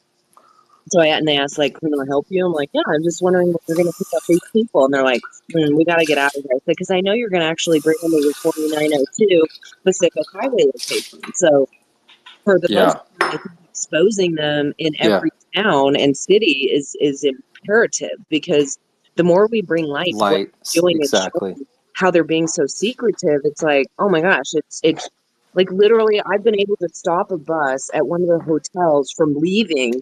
I could have sat there all day long. And I was like, I'm one person just sitting here in front of the gate saying, you're not leaving. I'm not going to let you leave. Like, just to impede the process. Because I'm like, that's all we have to do is impede the process of it. And not in a violent way or anything like that. It was just to, show that we have more ability to change things than we believe. Because they want us to believe that we're just these, like, benign individual that have no power, that are just like as a blip on the radar. And it's like, when we realize that we have a lot of power, I'm like, how can I stop a bus full of people? They're not leaving. And then all of a sudden, because they're like, how long are you going to be here? And I was like, I don't know. I'll let you know. And then afterwards, everyone, like, I was like, okay, well, you guys can go ahead and come out. And so I let them out. But it was like, and I don't feel like, I'm so powerful, but it's in a way of like, we can be the change that we want to see. Amen. We just have to do it. And just to put a plug in for the gospel, like we think that, I've got to be a good person to go to heaven. It's like Jesus didn't. That's not why he died. He died to win complete victory over Satan. Yeah. And right now, if you believe in that blood and you believe that blood was shed for you, you have God's ear. And you are coming from a place of victory over Satan. You've already won victory over the most evil, powerful force in the world. So people need to. It is a complete. That's what they don't want us to know, that we actually already have the victory. Yes. We just need to walk it out. Yes, we're supposed to do the work. Like, God can't do it. I mean, he can do it without us. He could snap his fingers and everything would be fine, but he uses us to facilitate what needs to happen. Yeah, and don't just go to church and warm your pew and feel good about what a nice sermon that was. Be part of the living body of Christ. Yeah. embody that. That's why I was going to bring up 2 Corinthians 7:14 through 16 of like, if we turn away from our wicked, I'm not repeating it exactly, but turning away from our wicked ways, God will cleanse our land. It's like, even in just that, like, let's stop doing all of these nefarious things or engaging in them or allowing them to happen. And everything could flip on a dime. But it's like, if we're not willing to do that and turn away from this evil, he's not going to want to do that. And we're going to have to go through some really tough times because he's like, I need you to see that what you're doing is wrong. You can't allow it. Like, we got to quit going, well, I'm just going to go along to get along. I don't want to rock the boat. It's like, no, we need to be rocking the boat, turning the tables like Jesus did and going, not today, Satan. Not today. But we're going, okay, well, he's just kind of like, he's kind of warm because he's like, from hell and like there's fire. I'm just kidding. But like, it's just he's lost. Well, what I'm going to say real quick, if you don't mind, America has an opportunity here to once again set an example to the other nations. Amen. And we did that one time by having that Constitution, okay, that binding document, those states that were those 3 levels of sovereignty as a country, as a state, as an individual. Okay, if we choose to handle business differently, then guess what? It's going to pretty much spread. Just like there are so many republics all across this earth now. I mean, they are everywhere. Unfortunately, they're all corrupted because human beings are 100% capable of. I mean, it was said to me. A lot of people would say, absolute power corrupts absolutely. But, if you were to even refine that down more, positions of power attract the corruptible. Okay, so what needs to happen is we need to engineer an engaged society.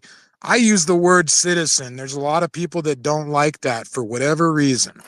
Okay, what I will say is this: if we handle business more so and do not rely on the government, then guess what? Their job gets easier. They don't have all of these, 3-letter agencies, whether it's the EPA or the FDA or all this, all this shit. I mean, I just learned last week how the FDA is funded primarily by I'm going to use the word, the application fees for big pharma. And these people, so this is it's like a business model. It's a corporation. Yeah. And all these people, there might be somebody in this room right now that works for big pharma. And they got to look themselves in the mirror and kind of be like, what am I a part of? And I'm not, smack talking them. Okay, because once again, this is the society that we've allowed to literally, take hold. Yep. And when people have their priorities upside down, I mean, how many people just want to live a happy life, want to, have a job, be productive, raise a family, whatever it is. It's I don't know. I mean, we've slipped very, very far. Okay. I mean, I hate to be the, the pessimist guy as well, but, I mean, I still don't feel like we're there yet. I mean, I don't know what's going to have to happen here. I mean, it's quite obvious to me that there's, I don't know. We have to have hope, but we have to have hope in ourselves. We can't be relying on some sort of a politician to solve problems that literally we should never have encountered, had we been our brother's keeper. Well, because we vacated our seat of being the authority. Yeah. So it's like once you do that, then someone's going to, like, if the king steps away from his throne, who's going to come into their place? Anybody and anybody who thinks that they can come in. And then as soon as the king comes back, he's like, they're all, what are you doing here? It's like, well, I'm coming to take my seat. Well, you vacated it. So it's kind of like that Lord of the Rings, and that one guy name, but it's like, no, you're the king, and like his face changes. You remember that part? Sorry, maybe I'm Right? all alone on this. No, But yeah, we got to realize that we're the king. Like we're that's the right. ones that tell them what to do, and that's what this space is for. But Yeah. sorry, Well, but I so interrupt you. because we've stepped, no, no, not Yeah, at all. But like because we've like literally vacated that seat, obviously someone's going to fill it, right? So it's like we just have to go back and step into that. But the more I think about it, everybody's kind of lazy and that's why they go and they look at someone like, say, Trump, and I'm not talking shit, but like they want him to be the change. And it's like, sure, he can on a national level somewhat. But at the same time, if you want anything to change where you're at, you have to be the change locally. You have to go in, see what your local officials are doing, because most people don't even know who represents them. They have no clue. 100%. I didn't know before I got into it, and I was like, I don't even know what these people do. Like, it was like a very fast learning curve to go, oh, wow. And I thought, I'm going to go in and I'm going to tell these people like to stop doing this and they're going to listen because they're supposed to listen to the people. Then I realized, oh no, they're not, because we've taken our a different road and allowed them to run rampant doing all of these nefarious things, or like pretending in a facade that they're going to actually help us. And I was like, once I realized that they're not here to do that, it drives me even more. Because I'm like, I am stubborn. I'm like, I'm going to still change that because I know that we can, but we have to get back into our rightful position because they've Hmm. inverted everything. That's why this is Satan's playground. He inverts everything. What's Yeah. good is bad, what's bad is good, right? And Yep. so we have to, because we do have that authority. It's God given. But if Right. we don't step into that, someone else is going to be there, and then we're going to have to deal with that after effect, right? The aftermath of that. And so it's so important for us to understand that we actually can do that. Don't be, I try and tell people, like, you're the superhero that you're looking for. Like, Yeah. you can do that. Like, if I can stop an operation of a huge trafficking thing just like that, I mean, it's inspiring because you're like, oh my gosh, imagine if we all did that. Like, Yeah. it would be amazing. Yeah. Just so people listening know, we don't have these spaces just so we can like talk and feel important. Like we're really believe that if we pray and if you're connected to your purpose and you discover that and you connect and embrace that, and then you start to build connections, like real life connections with real people in your community that you talk to and can work with and learn from, then you can build on that. And I believe the Holy Spirit will work through that. In fact, God will orchestrate, choreograph all that in a like supernatural way. But this isn't a game. Like this isn't. We're not just trying to like talk about. Like this is a real war going on, and so the That's why we got to solution. take it. Sorry, go Yeah, ahead. the solution is find your purpose, find your spot, connect with people you can trust, build those relationships, and just make steps in the right direction. God will connect you, whatever you believe, the universe will connect you to the right people, and there is no one that's going to just fix this. And if you believe that, you've been psychologically manipulated, because it's just not how this thing works. 100%. We have to step into that. Like, Yeah. God will, oh my gosh. I mean, I never thought I would walk again. I was paralyzed from a spinal tap for 8 years. I thought that was the end of my life. And it's like, He has brought me into such amazing places because I trust Him. I actually am like, okay, lead me to where you want me to go. If I go and speak, I'm like, give me the words to speak and may you speak through me so that I can be doing. And it is so fulfilling because I know it's fulfilling His purpose. Yeah. And it's like if we can just trust in that as opposed to trusting in those that are trying to destroy everything, because that's what we've been taught. Like, you just got to kind of go along with this. You can't rock the boat. You're not supposed to do that. It's disrespectful, this and that. And I'm like, but man, I mean, I would rather walk this world alone, knowing that Jesus is by my side and that I'm doing His work, Yeah. than try and capitulate to all of these evils that are, taking hold of our lives. And And you can see the fruits of your labor when you do that. amen. Yeah, and we can see the fruit of your labor. And yeah, if anyone in San Diego, or in the vicinity of Southern California, connect with Storm, and she'll give you your shift on the border. Right? That's right. But yeah, this is. I hope you guys realize what's coming, because this isn't a game here. It ain't coming. It's here. It's here, dude. Well, like manifested, like Right. Yeah. I Right. mean, when these people go live, because they're organized all over our country right now, and like we've been talking about, we've been in all these countries for the past 20 years, and there's a lot of pissed off Pakistanis, pissed off Iraqis, pissed off whatever you call, and we've just given them an open front door into our country to hurt us the hardest way possible.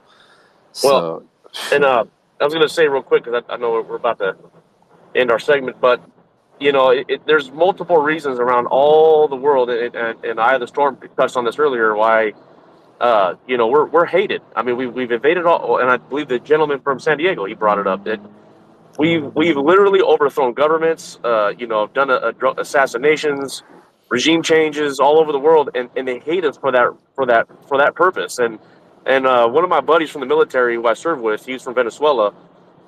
He told me there's a real reason why a lot of people from South America look down upon us. And he goes, and he got his citizenship through the military. He did everything right, and God bless. He's one of my best battles forever.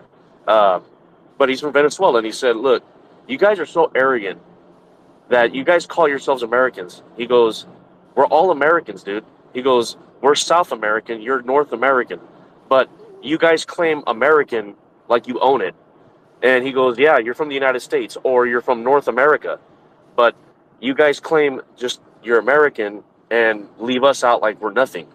He goes, "We're all American." And he goes, "That's the reason why a lot of people from South America look down upon or us." Latin America, yeah.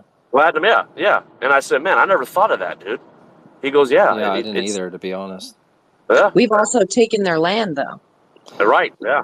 And the Indians, like, where did it come from? You know what I mean? So there's that. I There's mean, a they lot, just want a right? place. Yeah. Well, why do you think they're so good at selling our own country out? Well, because these people at the top of our country have been practicing all around the world for decades. It's pretty sad. I mean, we've done orange revolution or colored revolutions all over, and here we are with one right here, you know?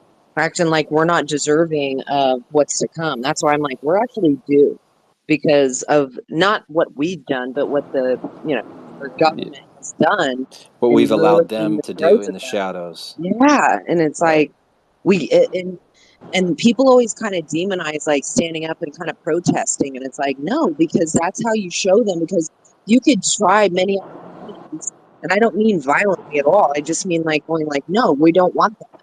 Yeah, Like, you're helping them to make the right decision. You're not demonizing anybody. correct. And it's like, we got to get back into that to be showing them like, no, we don't, because you see the illegals will do that. This is what we want. We're going to demand it. And I'm like, where are the American people? This is super weird, because I was thinking they would be the ones that are going to come in and, just protest that what's happening is BS. And I mean, everyone's kind of taking a sleep at the wheel and not really doing what they could be. But again, that goes back to like keeping everybody in a state of, just dire straits where they're just trying to figure out how to survive and feed their kids. So as long as people are in that state, they're not going to necessarily go and try and fight something that they feel is helping them too. I mean, because we've been psyoped into believing like, no, the government is here to help. Yeah, they're the ones creating the problem, offering you a solution because of the reaction they got and the whole Sicilian dialect, I mean, and we've just allowed that to just continue. And it's like, even though people kind of know too, that's the thing, is people will go, like, they know that it happened, but then they also kind of fall back asleep and they're like, well, I'm too busy. I can't do it right now. And it's like, well, I don't know what you're waiting for, because at some point it's going to be out of your hands and you're going to be having to just react, and you should be prepared before that happens. But exactly. Jake. Jake, what's up, bud? Peace and blessings to the room. Yeah. we're at a point to where black and white Americans need to come together. Our country has been invaded by foreigners. The Democrats stand on foreign policies, putting everybody amongst real Americans who actually built this country and paid and fought and died to defend this country. you know, and I'm against stuff like that. And I definitely very patriotic and represent America because at the end of the day, these other people got a place to go back to after they destroy this one, even though they coming from shit. You know what I mean? And I'm very spiritual. I'm not religious, and I don't believe in you know religion. I deal with. Uh, I do have a spirituality, believe in the Most High, and I do know God help those who help themselves. And we got Amen. to be more diligent than we. Hold on.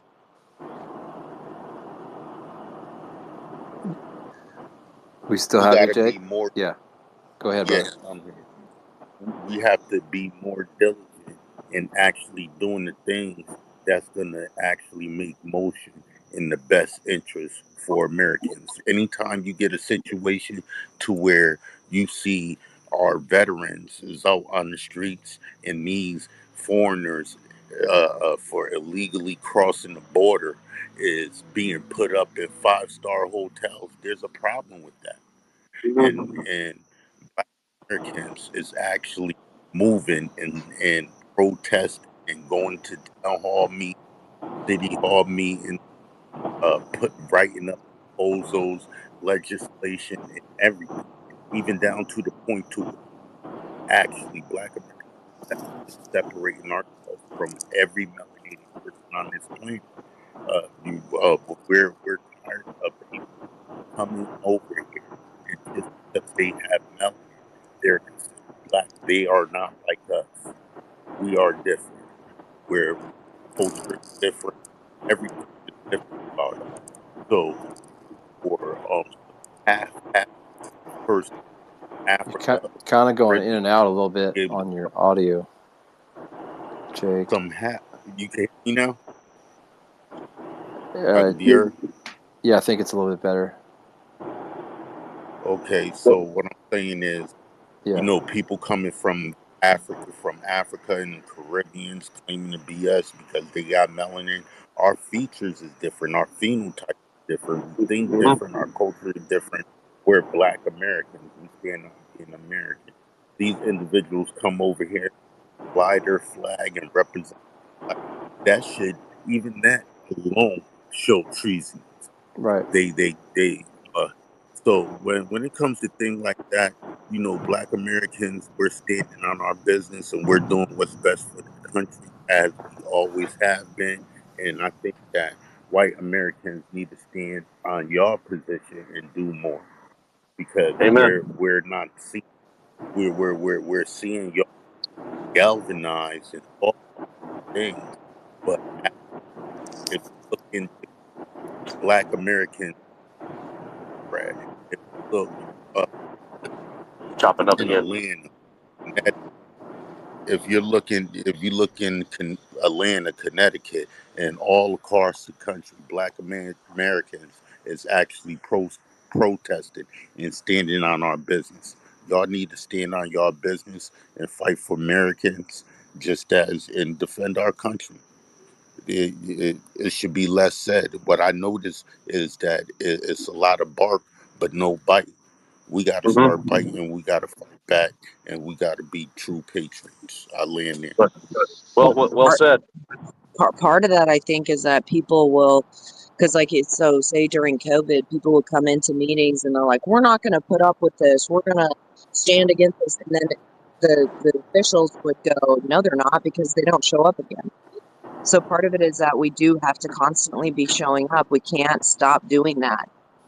It's like people get frustrated because it doesn't go the way that they want, but it's like nothing is going to be on the flip of a switch. It's not going to happen instantly, but it happens over time. And we got to quit giving up and feeling defeated just because it doesn't happen in our timeline. That's the thing, is like, this is God's timing. This is timing outside of our like ability to change it in a certain time frame. That's why we have to constantly be vigilant. We have to constantly be on top of things. And the more that we aren't, the more things that, continue underneath our nose, because people don't understand what's going on. That's why I think going to meetings locally and things like that is very important, because you can see exactly what's happening and you understand it. Like, that's the only reason I know what's going on around me, is that because I attend these meetings and I'm listening to these tyrants and what they're doing and what they're, bringing forward to us. But if before that, I had no clue. And so it's like, it's always being present and not going like, well, I'm too busy or whatever. It's a choice as to what we decide that we want to do and what we decide we don't want to do. And we allow these things because people, again, get lazy. So we have to turn correct course and stop allowing these things to continue. And we have that ability. We just have to step into it. So what I would love to see is, once again, essentially the ability to understand what is going on in your local, state, county, federal government, have that information be presented to you in a concise, bullet pointed matter by somebody who aligns with your value system. I'm not saying your value system to any particular person in the room. I'm talking about every American. And, in response to Jake, hey, you know what? You're an American as far as I'm concerned. I've gone down there to those county board of supervisor meetings or whatnot. It's right near Little Italy in San Diego, and they got their little things of Italian Americans, all that type stuff. I mean, to be quite frank, as far as I'm concerned, you're an American if you don't want to live under a repressive, tyrannical, authoritarian government.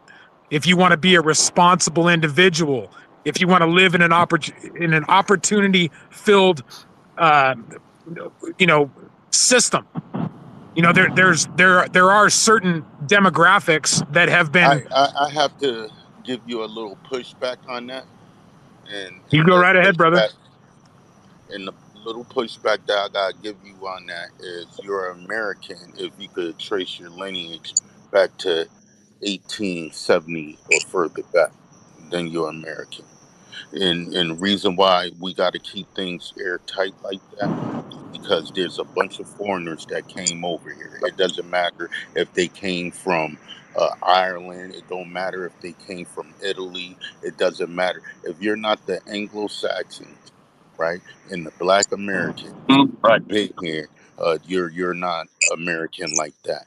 How American are you? Actually, I post something on my page that actually talk about the different degrees of being American on down to the present day.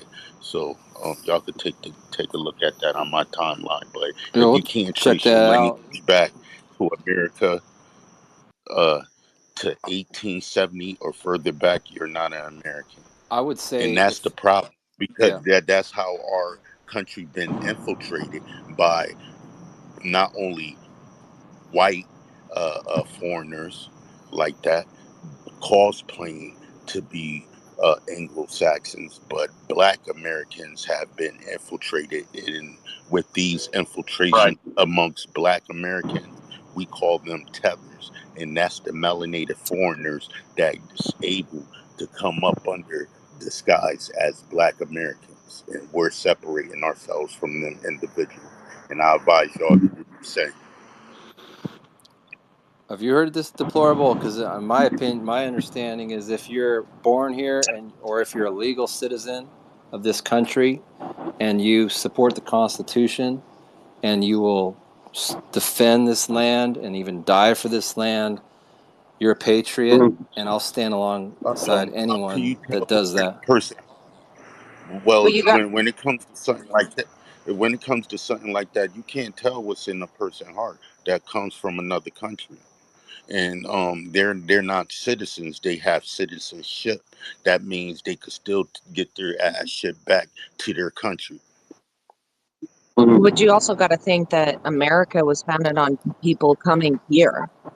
So it's like it's a hard Well, kind of Right. Yeah, you it got to go was back to it wasn't 1500s to Native right, Americans in that case. right. And in that, I well, mean, real quick, when One you at a look time, at guys. One at a time. Let's go. you when you say it was founded on people coming here, it was founded on invasions, and invasions been happening and been affecting Black Americans since the 1800s. Well, it's been affecting but all So everybody. people, I would say everyone. all these individuals that been coming over here, been terrorizing not just Black Americans, but been infiltrating y'all. That's why there was a civil war. It was a civil war over with against white foreigners against white Americans. So now Right. we Right. face Yep. it, and we're looking at the writing of on the wall of a civil war too taking place. Juneteenth. Do you know what not Juneteenth? That's our liberation. But do you know January 6th? January 6th was just a sign of civil war too that's going to take place in this country with white Americans against uh, uh, white foreigners, and that's what you witness. But So the Democratic Party is a foreign party that support foreigners and not Americans. They even have something called the Offices of New Americans that's backing all foreigners and supporting all foreigners. And uh, I'm talking about with money. I'm talking about with resources and giving these people money and resources as soon as they cross the border. Yeah, So we've been if talking about that. we're talking NGOs. about the offices of Yeah. we so if we're talking about the offices of new Americans, what's going to happen to the old Americans? So, there's a Well, replacement going on, not just with Black Americans, but with white Americans. And y'all need to wake up, man, absolutely. and actually see what's taking place, or there ain't going to be an America. Well, So yeah, I definitely the smell what logic, you're and cooking then there, Jake. What I can say, man, is I didn't get a history degree. Pretty much, I'm fully aware of what happened in 1871. That is really, you essentially just pretty much exemplified how I even posted in that purple pill, what it means to be an American. Okay, so I understand that words have definitions, words have legal meanings. I get all that. There are people, unfortunately, brother, who literally are coming to America still being sold a lie. They are so they They're are being serious. trafficked here. They are seriously thinking. Well, that is certainly happening as well. They are seriously thinking that the American dream is quote unquote still alive. Let's just say, and I'm not saying it's completely dead, but what I can say is that the success of the middle class represented kind of those American values that we have. Let's just say thrown by the wayside. So I mean, I'm not really interested in talking about dates and all that type stuff. I get exactly what it is you're selling there, but what I'm saying is that this is a problem that maybe, unfortunately, many people in our country are just recognizing it in the last 4 years. But guess what, dude? This has been going on forever.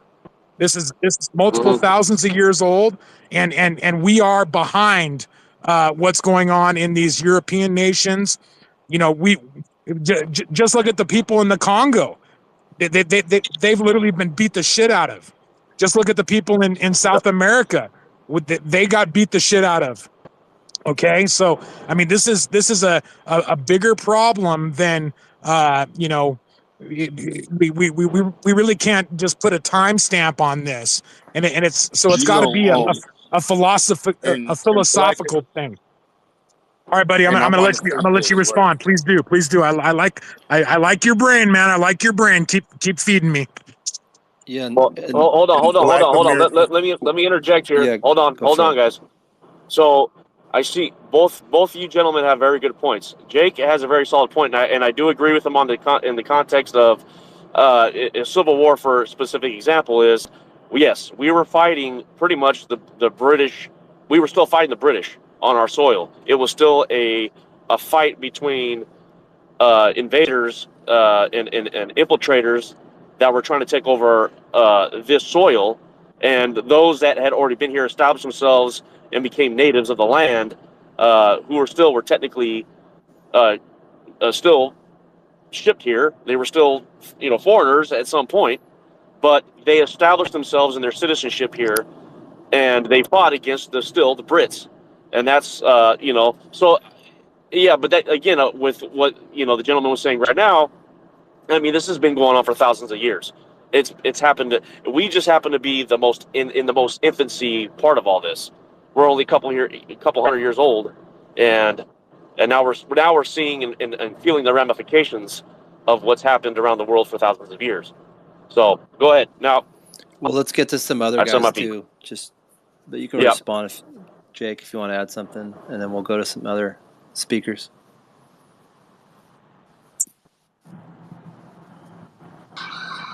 Hold on.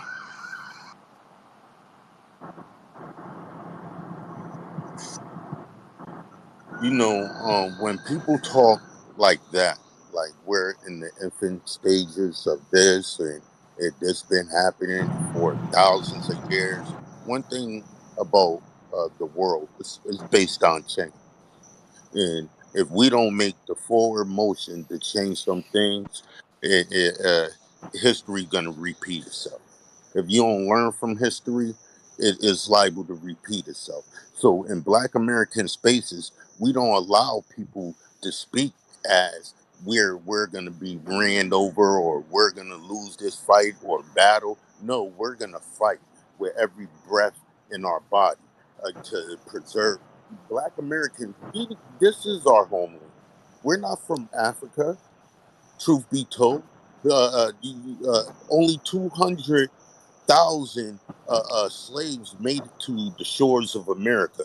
There was plenty of melanated people here prior, before the transatlantic slave trade. So don't get that twisted. And you can look at a Black American and tell them that there's a difference between Black Americans and Africans, Jamaicans, and Haitians, and every melanated person on this planet. We don't even share the same phenotype. Our physical ability is different. We got 19 genres of music, best in sports and entertainment.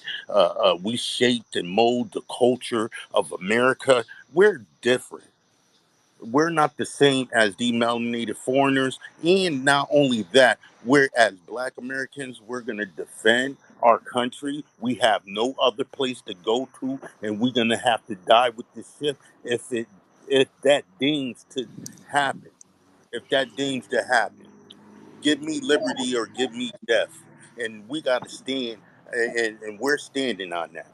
And we're going to constantly fight back against any adversary that's going to go against freedom and justice and equality, and especially for Black Americans, as well as all Americans, because anything that we do, it benefit all Americans.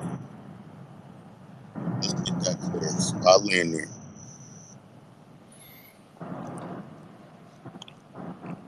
Right on. Hey, Mike or Ben, go. Mike, why don't you? I think you had your hand up first. How you doing, bud? Hey, brother, thanks, man. Listen, guys. Really interesting space here. I Right live on. down in the South, okay, and I don't want to say what state because there's a lot of shit going on here, but we're a red state. We're all Republicans here. I mean, we're solid red. We have we can conceal carry or open carry anywhere we go in our state, and it's the law here. Um, we're a 2A sanctuary state. I actually helped get that done with my senator, and got the bill passed, but let me tell you what's going on in my little town. Now, we've got 2 red lights here, okay? And we've got 2 hotels here, or motels. Well, we had 2 NGOs come in, buy the motels, and no longer can anybody rent a room at a motel. What they've done is they've put 250 illegal aliens that have come across the border illegally in these motels, and they're here for one purpose and one purpose only, and that's to go vote on election day. Or by, Well, and they also have them and on the voter rolls, so they don't even need to go vote. They could just counterfeit their well, voter rolls. But let me sorry, say go ahead. this. Yeah. Here where I live, we have paper ballots and we do have voter rolls, and they're not going to get on the damn voter rolls because this is what's happened in my little town. The sheriff said, hell no, not in my town, okay? We have 300 guys, black and white, Americans, that are going to show up along with the sheriffs, armed, and we're going to be armed at these motels to keep these son of a bitches from voting, okay? We are going to kick their asses out of our county and our state.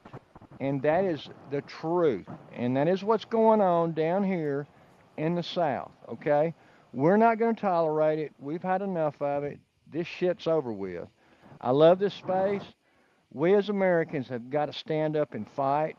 We are all Americans. If you're black or white, Hey, it let's doesn't get this matter. clear. You said y'all galvanizing to stop them from voting. We are going to completely stop them. We've already got their asses off the voter rolls when they got on there And by that's these damn and that's GMOs. the type of motion I'm talking about. Shout out to y'all who's You galvanizing damn that right. thing. You damn That right, man. I tell you what, Jake, we're damn serious about it here. We're damn serious about it, brother. Well, can I ask you too? Hallelujah. I'm not sure if I heard you wrong, but did you say that you were uh, helping facilitate it being a sanctuary? I helped to get the bill passed. I came up with To the a sanctuary. idea to a sanctuary. I came up with the idea, presented it to my senator. This happened several years ago, and we're real good friends. And he wrote the bill, and the bill passed. Okay, and it passed overwhelmingly. So we now have open carry and concealed carry. We don't have to buy a permit or anything. You can go anywhere you want to, except for a federal building. Then you've got to check your firearm, or a school. You cannot go in a school with a firearm, and you can't go in a federal building with a firearm. If you go in the federal building and you forget to take it off, you've got to check it at the front. And other than that, it's wide open wherever if I go in a restaurant, if I walk in Walmart, if I go anywhere, if I go to the beer store. And the other day, I was I walked into the beer store to get some beer, and the 2 girls behind the counter were freaked out. And I said, "What's going on?" They said, "Oh, we just had like 200 illegals coming here, and none of them could speak English, and they were all walking, and there wasn't even room to breathe in here. There were so many of them." And it's not a big place. This beer store is not a big place. I mean, I can't even imagine getting 200 people crowded in there. There's no telling what the hell they stole or anything like that because they're damn good at doing that. But I'm 64 years old, and I tell you what, people, we're not going to take this bullshit down here. We are not going to take it by no means. And I'm where are with you every at? one of Where you. are you located at? Man, I really don't What want to state? say because of what's going on down here. Let me just say that I'm Okay. real close. I'll just say I'm close to Alabama, okay? That's what I'll say. Um, Other than that, I don't want to say any more because we've got the sheriff backing us, Yeah. and it's going to be a hell of a day, a hell of a day. and we got poll watchers, and we got everything going on, and we're not letting this shit go down right here in our little county. I can tell you that. It's not going to happen. I love it, Mike. I love it. And That's and what he's explaining right now is the beginning stages of Civil War Two. And if this keep on taking place, these election tamperings, these utilizing the federal government to prosecute candidates for the president election, all these things that's taking place. These is foreign politics. This not American. When you talk, they want to talk about democracy, but this is not a democracy. This is a republic, and right. the republic is built off of the uh, uh, Constitution and the amendments. Amen. You know, you make a really good point, Jake. And the thing that I really can't understand is, you know, we go to the grocery store. We can't even. Hell, how many times have I gone in the grocery store and had to put things back? Or I can't even go out to eat. I can't do anything anymore. I mean, I'm pretty much just here. You know, it's absolutely ridiculous. And this damn government we got right now is so socialist and so against the American people, but yet they want to gaslight your ass and tell you that they're for you and they want to do this for you and all this shit. And the whole time they're trying to kill you without killing you. You know what I'm saying? And We that's know that's exactly what you're Yep. saying.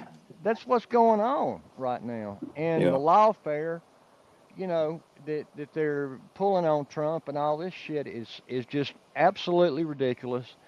And I can just imagine what you guys and girls are putting up with in big cities because this is a little bitty place, two red lights, and we're putting up with this shit.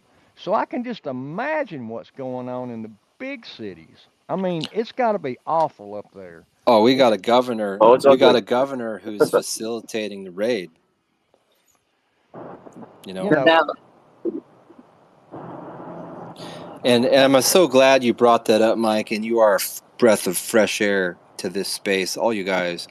But because we were talking about what this state of California is going to turn into if this keeps going on, and there will have to be that line where a group of people will have to be rallied together in a, and like it says in the Second Amendment, not just the right to bear arms, but a well-regulated militia, a group of people that are going to say, no, you're not doing this here.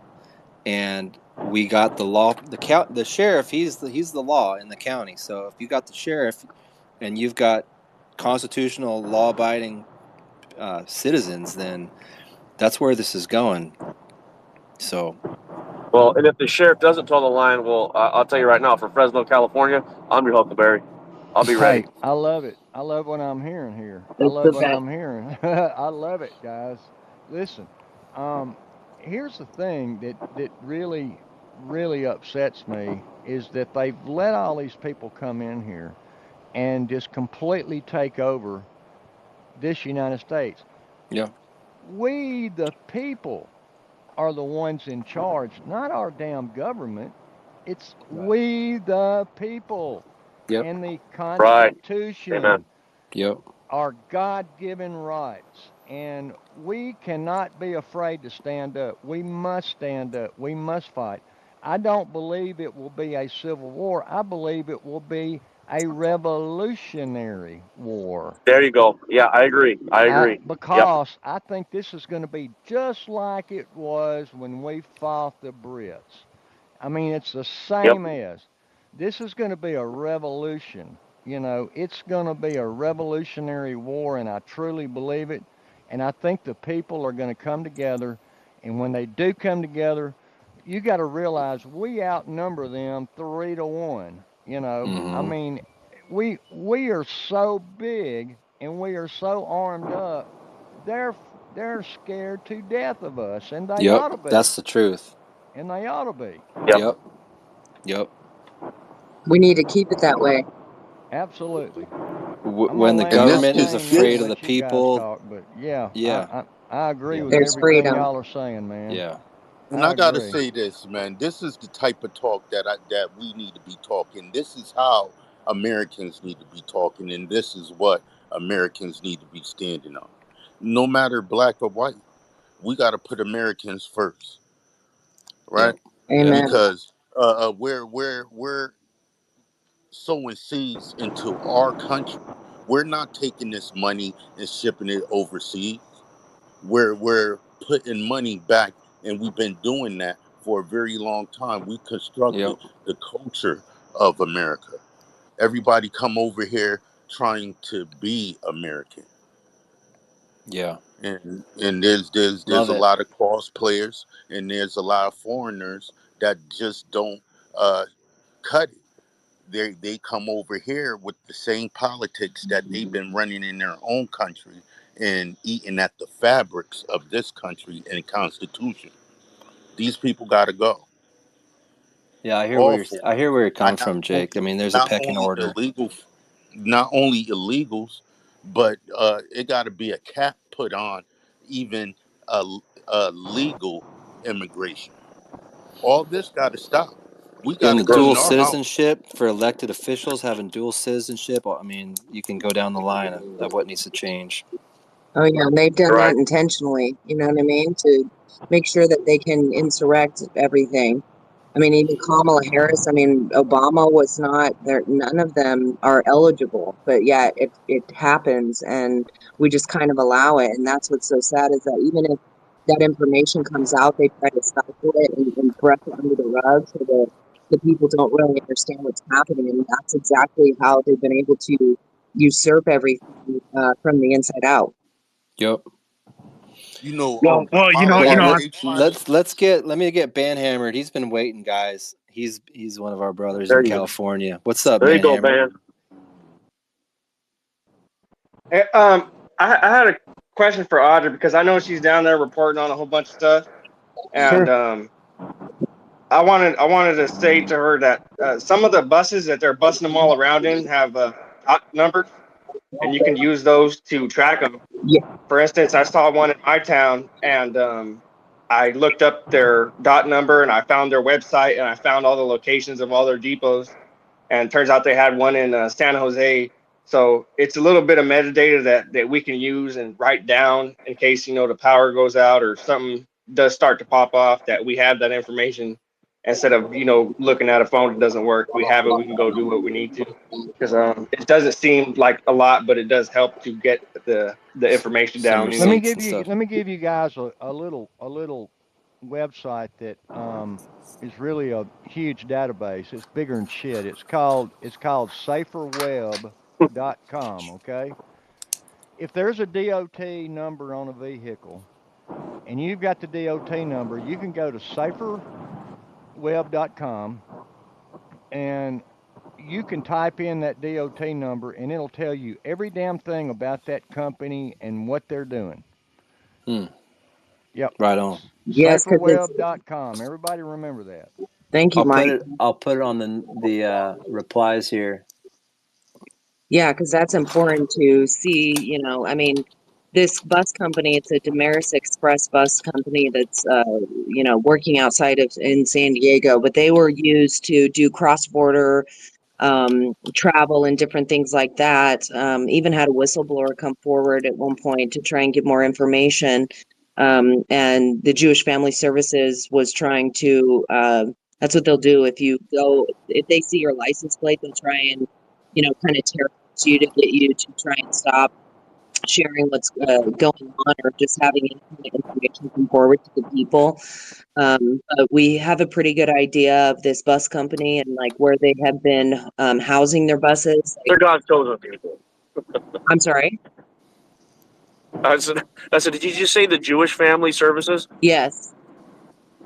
Oh yeah, yeah. No, no, come on. There's no way. They're all good. Everything Jewish is great. Of course, just like the Catholic Charities, even though they filed for bankruptcy because they're pedophiles, they're like, and then they're dealing with children. Yeah. I'm like, what is going on with you guys? Like, that's the one thing I try and expose too is I'm all, you shouldn't be getting money when you're sitting here, because that's how they can hide it too, is being, declaring bankruptcy, and then you can't follow the money that they get, but you can follow it through the other organizations that give them the money. So it's interesting because like they'll do, they're just nefarious. Chop it up, huh? They try and go under the umbrella of like it's a religious thing, and they're doing such benevolent work benevolent work, and it's totally on the side of Satan. Yeah, fallacy. Yeah, just so we're clear, a lot of this money is coming from the Health and Human Services at the federal level, correct? Correct. Yeah, and they've got the largest budget, I think, of any agent of any department of the U.S. government, I believe. Yeah, well, and they're the ones trafficking the kids. Yes. Right, which they do with our own kids in America through foster care and CPS and different things like that. So it's the perfect organization to come in and help facilitate more of it. But they're also doing it with DHS. So our own government are the ones that are doing this. And that's what's pill for people to swallow, because you don't want to believe that they have such a bad. Am I talking up? Yeah, it's like gurgling. Dang it. Okay. Is your signal good? I don't know. Yeah, it's good. I'm not sure. It sounds good now. I don't know if you're moving at all. I'm not. Well, I just moved my phone up closer. I don't know. I do hear a little bit of feedback. That could be part of it. But yeah, the HHS, it's like they, masquerade as doing really good things for the people, but we have to understand all of these organizations have been set up to destroy everything, and to, it's a business. It's something that, they look at as, something different than what they profess to the people. And that's what's really so sad, is that we believe in them. We trust them for deciding things for our health. And in reality, they're doing everything to kind of just destroy not only our, immune system and things like that, but the family, it's all the exact children. opposite. Correct. Yes. Like the Center for Missing and Exploited Children. I mean, it's just incredible. Yeah, and it's sad because then people are like, "Oh, they're going to go find children." It's like, no, they're helping. Yeah, they're going to find children. Yeah. Well, just like even DHS was talking about doing biometrics for all the migrant kids, and I was like, well, what a better way to put them in a system to help traffic more of them?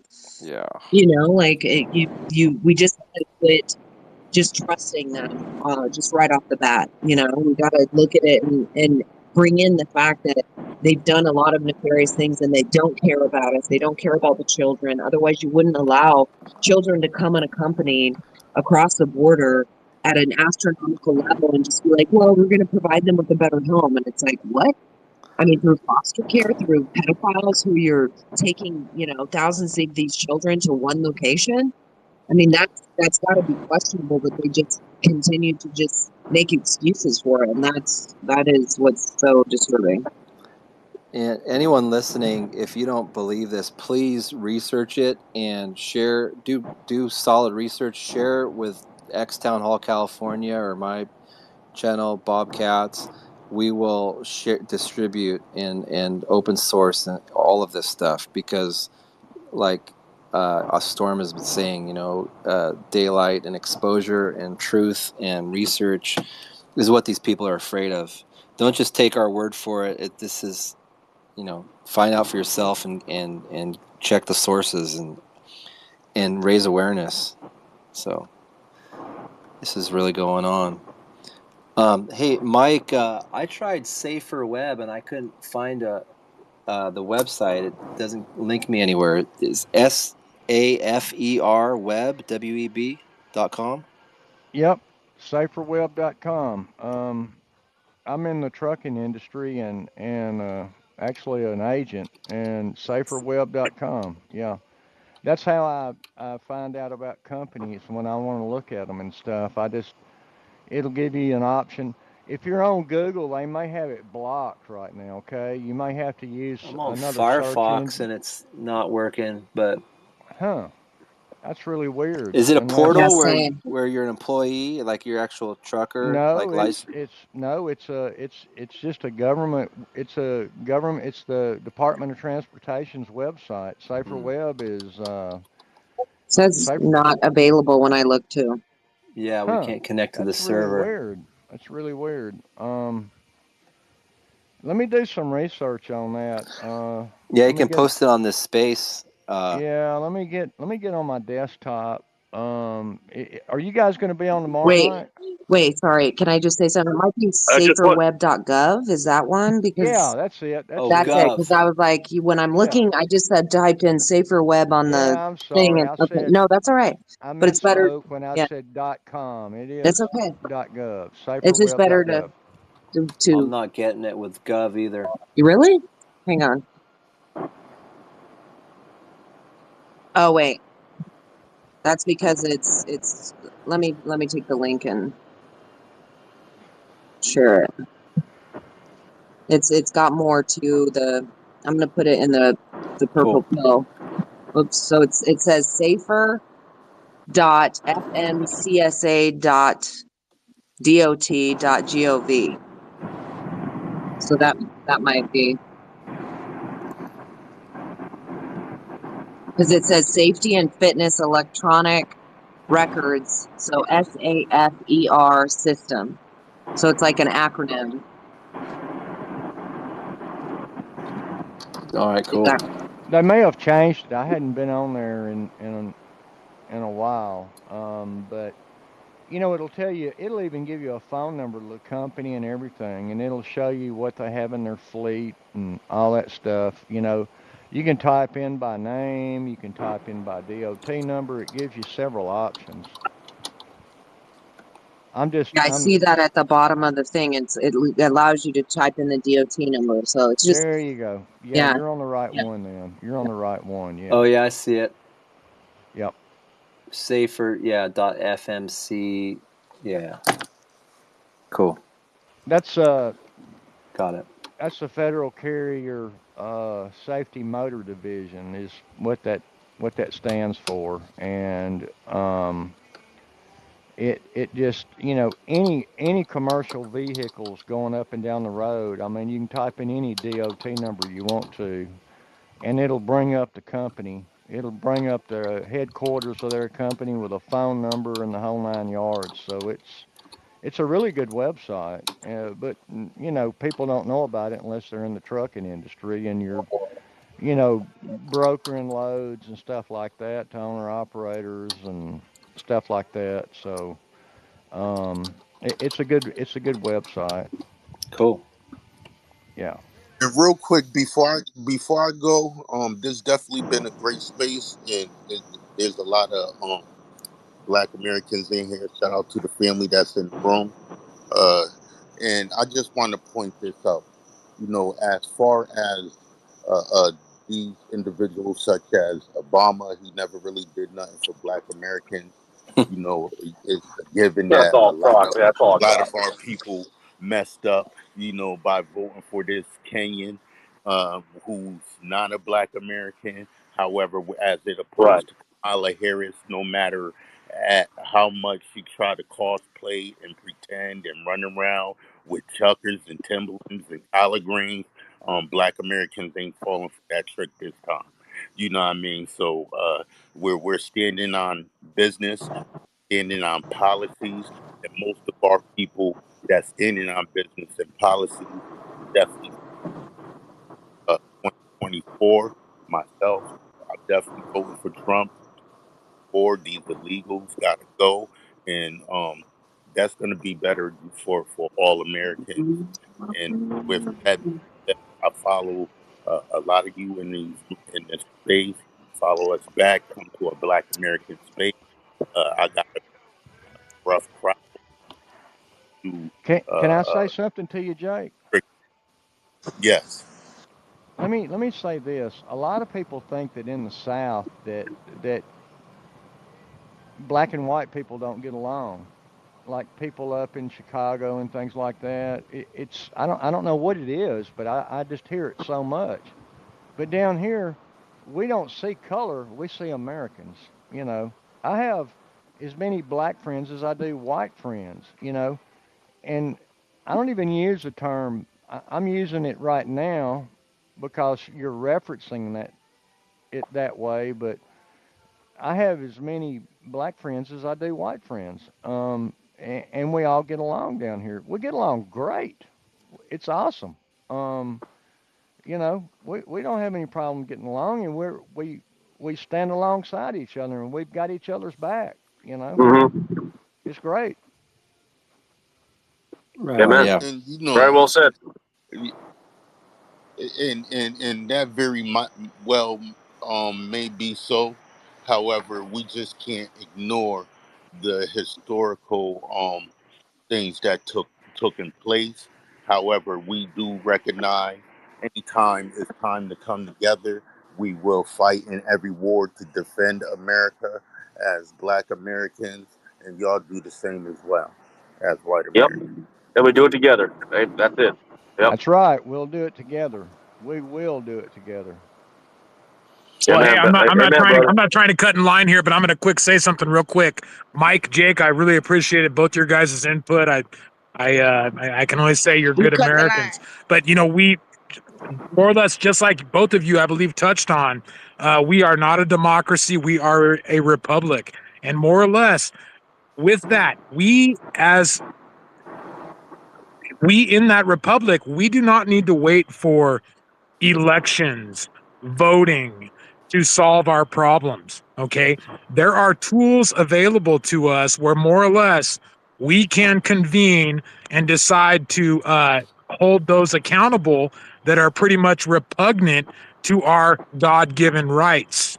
Okay, so I just want everybody to realize that, and I'm not saying you don't realize that, but I'm just simply saying we have a big problem on this border. We have the ability to go to our county sheriffs to let them know that we do need to essentially have uh, a citizen militia. Okay, you know, forget the National Guard type stuff. I don't know. I mean, we all need to solve these problems, okay? And I appreciate the hard work that you guys are both obviously doing. And my last thing I'm going to say is that whole concealed carry weapons thing is also repugnant to the Constitution, quite simply because the right to bear arms shall not be infringed. So that is in and of itself a fallacy. So the more of us that essentially recognize that, then more or less we're going to be making headway again to kind of decide that we do not want to be living under the thumb of a tyrant or tyrants, Amen. global tyrants. All right, guys. Right on. Thanks, brother. Yo, we Good got job. three new hands popping up here, guys. We're gonna start wrapping this to a close, but let's hear from you. I think Arrow, you had your hand up first, was it? I thought it was Or me. should we go ladies first with Nico? Sure, she can go first. All right, Sure. cool. Hey, Nico. Hello to the host and the co-host. Hello. Um, Hello. hey, I appreciate you guys supporting us as Americans, but let me ask you guys a question. Do you guys support reparations for Black Americans only? We don't support reparations at all. That's my Well stance. then, how you expect us to support the border? Well, What? California has been a free state since the Right. beginning of its constitution. Listen, I'm from Louisiana. Okay. Okay. So how you guys expect us to support you guys and What do you and mean, y'all you sit there guys? saying that y'all Can not you gonna can you support Black Americans for reparations? Let me tell you But something. Fuck wait a that minute. border. can you You elaborate? got Can you that? elaborate? Fuck that Can fucking you border. elaborate on you guys? We're gonna have to bring you White down if people, you're gonna argue. Americans, because we're Black Americans. We're not the same, But and we're not gonna nobody's play this dirty ass nobody's been game. slave. Like, Nobody's been slaves in our lifetime, listen, ma'am. my ancestors was enslaved, and that shit But, fuck with us. but Y'all so you got should y'all get money money for trickled that? down to you guys. We had no Everybody's fucking been wealth slaves, ma'am. trickled We down didn't to us. No, no, no. It's not. It was not everybody. It was just that we didn't they Chinese brought came us in as enslave over here. anyone. slaves. The Japanese They came brought us as over slaves. The here, Irish Irish were came as a and slave. slaves. guess what? And I believe all of them being repaired except Black Americans. Stop fucking But you playing. weren't And guess what? enslaved. I'm not voting for no motherfucking Trump. Shit. He better scream out reparations on that motherfucking platinum plane. That's what the fuck he better do. Well, I Because if he honestly I don't don't, care about guess Trump. what? I I'm don't not care about fucking him either. voting for no motherfucking border. I'm gonna Fuck this close you motherfucking out. country. Okay, I say what I said. All right. My Wow. reparations. Dang. Yep. Arrow. Joel. Yep. There ain't no fucking. Okay. Hey, thanks to the host and the co-host. I just quick question. As a Black American, I'm not deciding on who I'm going to vote for. I'm probably not going to vote for either, right? I'm just asking, though. I'm just asking. If Black people were to get, make immigration, specifically the southern border, its number one issue, along with you guys, at that point, forget about what happened in the past. At that point, could we rely on your community to treat Black Americans going forward as equal citizens? I treat Black Americans as Right. equal citizens Yeah. already. I don't know what you're talking about. Hold on. I don't mean on an individual basis. That means that will you also petition the government and say, hey, we see the systemic things that happen to Black Americans. We need this fixed as well because they are Americans. Can we at least expect that? I just believe every American should be treated equally, equal rights, period. Right. We're all Americans. So, well, no, I get that.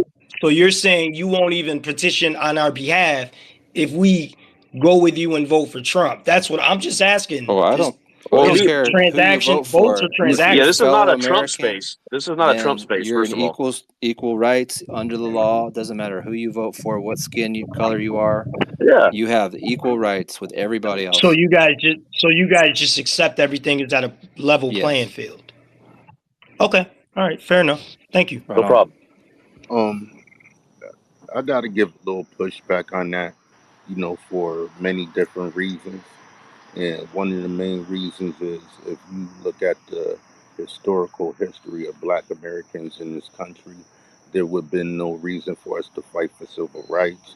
There would be no reason for us to be free from chattel slavery. If you look, you want to say and run with that rhetoric that there was slaves all over the planet, but there was no one that was put in captivity for a lifetime chattel slavery. That only existed in America. However, opposed to the constitutions and amendments, we was promised a reparations. We was promised for 40 acres and a mule. We never received that, and the debt is still owed. Almost. If Sir, I may I ask you a question? Hold on, let me interject here. Sir, can I ask you a question? Are you aware, and I'm not trying to discredit or demean you in any way, are you that Africans sold Africans as slaves? Are you aware of that, sir? and white people sold white people as slaves. If you look at what took place with the Irish as being indigent servants, but the difference between the Irish is that they was able to freedom within 7 years and set up with homes and land and all that. Black we served as slaves, chattel slaves. That means we was uh, 3/5 considered 3/5 of a man and had no rights. And then after fighting the civil rights, which the war wouldn't have been won without Black Americans. After fighting the Civil War, it wouldn't have been won without Black Americans. Uh, where we're put in what redlining. We had to deal with redlining. We had to deal with uh, uh, Mm-hmm. Jim Crow. We had to deal with all these things after. We even the Devil's Punch Bowl after the civil rights with the very same people that we fought on the side with turned their guns on us. This is historical history, and these things definitely have to be addressed. And it's almost as if when we was free from slavery, we was put on the monopoly board. Everybody was giving their money, but we're owed a debt, and we're gonna get paid reparations. So that's gonna happen. Yeah. Whether you agree with it or not, it got nothing to do with common Americans. It got to do with what was promised to Black Americans by the United States government. And not only that we fought in the Civil War, we fought in the War of Independence. It was promised our freedom from Britain. And what happened? The United States put us in chattel slavery for 150 more years. So, with that being said, and we definitely see what's taking place even down till to till this day, Black Americans have discrepancies and things that we've been fighting for, and they allow illegal immigrants for breaking the law and putting them up in 5-star hotels that Black Americans would never even see, being and walking tiptoe in 5-star hotels. And we built this country, not only built this country off our slave labor for working for 246 years, day in and day out, with no restitution. We're old. The descendants is still here. Okay. It's just because the individuals who endured that is dead, we still experience and still go through emotional trauma as a result of what we've been through as a lineage. And that need to be paid. You can never put a dollar amount on it. However, we'll start with 20 trillion. Yeah, but what is money going to do for that? What's money going to do to make that better? Because it wasn't us that did that. Money. We'll It see. wasn't the people I'll now. tell you what Hold money. on, hold on. I know, but hang on. What is it that we have done to you Money make today the that but money. what's money going to do? Because You ask I'm a a question. Native You ask a American. question I know, about hold on, let me money. Hold on, Jake. Hold on, Jake. Let her speak, Jake. I'm actually a Native Come on, bud. American, so it's like the land was actually taken from the natives as well, and they've had their land Well, y'all continue had to slaves. be. Y'all had slaves too. As a Native American, Native Americans had Yeah, black I was slaves definitely in black as slave. well, and y'all owe as well. And we're coming for our money from Africa. We're coming up for our money from Native Americans, and we're coming for our money from the United States government. All y'all owe. All y'all owe. No, we It's actually don't. I don't clear. owe. We don't owe anything because we I And didn't didn't do and it. create and that and, We problem. didn't do it. and Chinese are owed, and the Irish are owed. I mean, Yeah, we Everybody can was really owed. go with every. and they was paid, So no coalition the then? Japanese was paid, the Jews was paid for what they went through. So you mean to tell me us building this country, providing 19 genres of music, 50,000 inventions? You could thank Black Americans for the toilet bowl. You could thank Black Americans for the doorknob. You could thank Black Americans for a lot of luxuries that we adore in this country, that started in this country. I don't. I agree with So you in that I don't Open think heart there's an stuff amount surgery. of money that can pay we, for we that. So you're just, there's working with you, working alongside you, and being fellow citizens together, and dying together.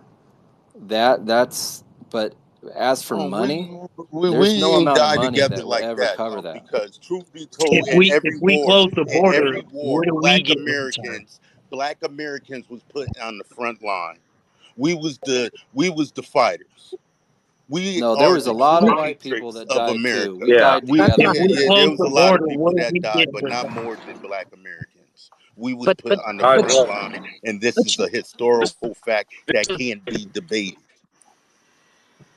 Hey, listen, I don't think we're going to solve this. I know you want, I don't know what your terms are. I'll say you want a lot of money. California, this is a California space. I can't speak for the federal government. California was free from day one. The verbiage from the mhm. 13th Amendment came from the California Constitution. In fact, we were largely created on the terms. There's a lot of people that wanted this to be a slave state when it was formed, and it was formed as a free state because should be free. Well, And California even has slaves, but Slaves were they did definitely it. there when They it did first it. started. California still has slaves, but they did it. Uh, uh, California definitely had slaves no, slavery is not. and they did from it. the beginning. Slavery, you got to read the California Constitution from 1849, and then it was rewritten in 1879. Just because it was They did it. just because it was a free Listen, It's state we've a doesn't got mean human situation where slavery they was trafficking of there. children legalized it going there across in the border. California. There's kids being trafficked across our border, and there's all kinds of slavery. There's mental slavery is probably the biggest form of slavery that we all are going through.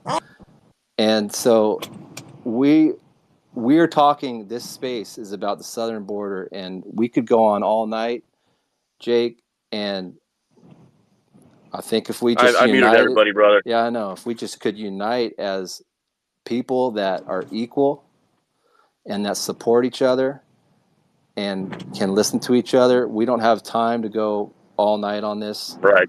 I mean, there's obviously a lot. It's and Go ahead. And it's divisive, brother. I mean, I'm not disagreeing with everything Jake is saying, but that to me, he used the term rhetoric. That rhetoric, even though I believe he's a true blue American, and his heart's in the right place, but focusing on the segregations and what's owed, and everybody can do that in this particular time. That's It's nothing but never divisive. ending. That's not That's not unity. That's not unification. It's looking out for themselves and himself rather than straight up just saying, "Let's all fight together and win this nation back." I disagree with reparations. I feel like there's a lot of other, uh, you know, ethnic groups that are deserving of that too, based on the founding of this nation and whose backs it was on. So I don't. So that's why I muted everybody, because it's nothing but divisive rhetoric. And I'm sorry, Jake. It is what it is. So this space isn't for that, brother. So go ahead, bro. Yeah. Well, yeah. I see a lot of people laughing. I don't think it's very funny, but yeah, it's fine. I don't think there's any. I don't think there's any price that we could put on one race over another. Who's going to decide that? There's no amount of money that could ever fix what's done in the past. So yeah, we'll just close it up. But I think where we can find unity is I'll give anti-socialite a chance to talk. But if it's going to go on about white against black, we're just going to mute it. Yep. So you can unmute, deplorable. Okay. What's up, anti-socialite? Well, I just wanted to, because I came in kind of late, so I didn't hear everything you guys were saying. But when you use the word militia, and you were talking about the election process, are you like what do you mean by that? When we use the word militia, we're talking about the United States border and protection from domestic violence, from invasion, and defending our land and keep it under the law, which is the Constitution, is the law of the land. That would be all Americans, all legal citizens fighting together, whatever background you are, you're standing together to defend this country as Americans, for lack of a better word. And right. Perfectly said. That's what a coalition is. And elections are to secure the fact that anybody, regardless of their race, white, black, Native American, Chinese, if they are Americans and they are qualified or eligible to vote, they can vote and trust that they have a fair election where their vote will be sacred and counted as one vote, just like everybody else. So if I guess Trump or the Republicans don't win, you now feel as though the election was not fair to you? No, if Trump loses and it's fair, then he loses. That this is not a Trump space. Yeah, this has nothing to do with Trump. But we're talking about two candidates voting in an election. One happens to be Trump and one happens to be Kamala. So I'm trying to figure out, when you say if the election doesn't go your way, what way is that's not your way? Who said that? Yeah, I never who said that? Who did you hear say that? You didn't use those exact words, but that was implied when you guys were talking about the sheriff and the election and the getting the How sheriff. is that implied by talking about the sheriff and the election?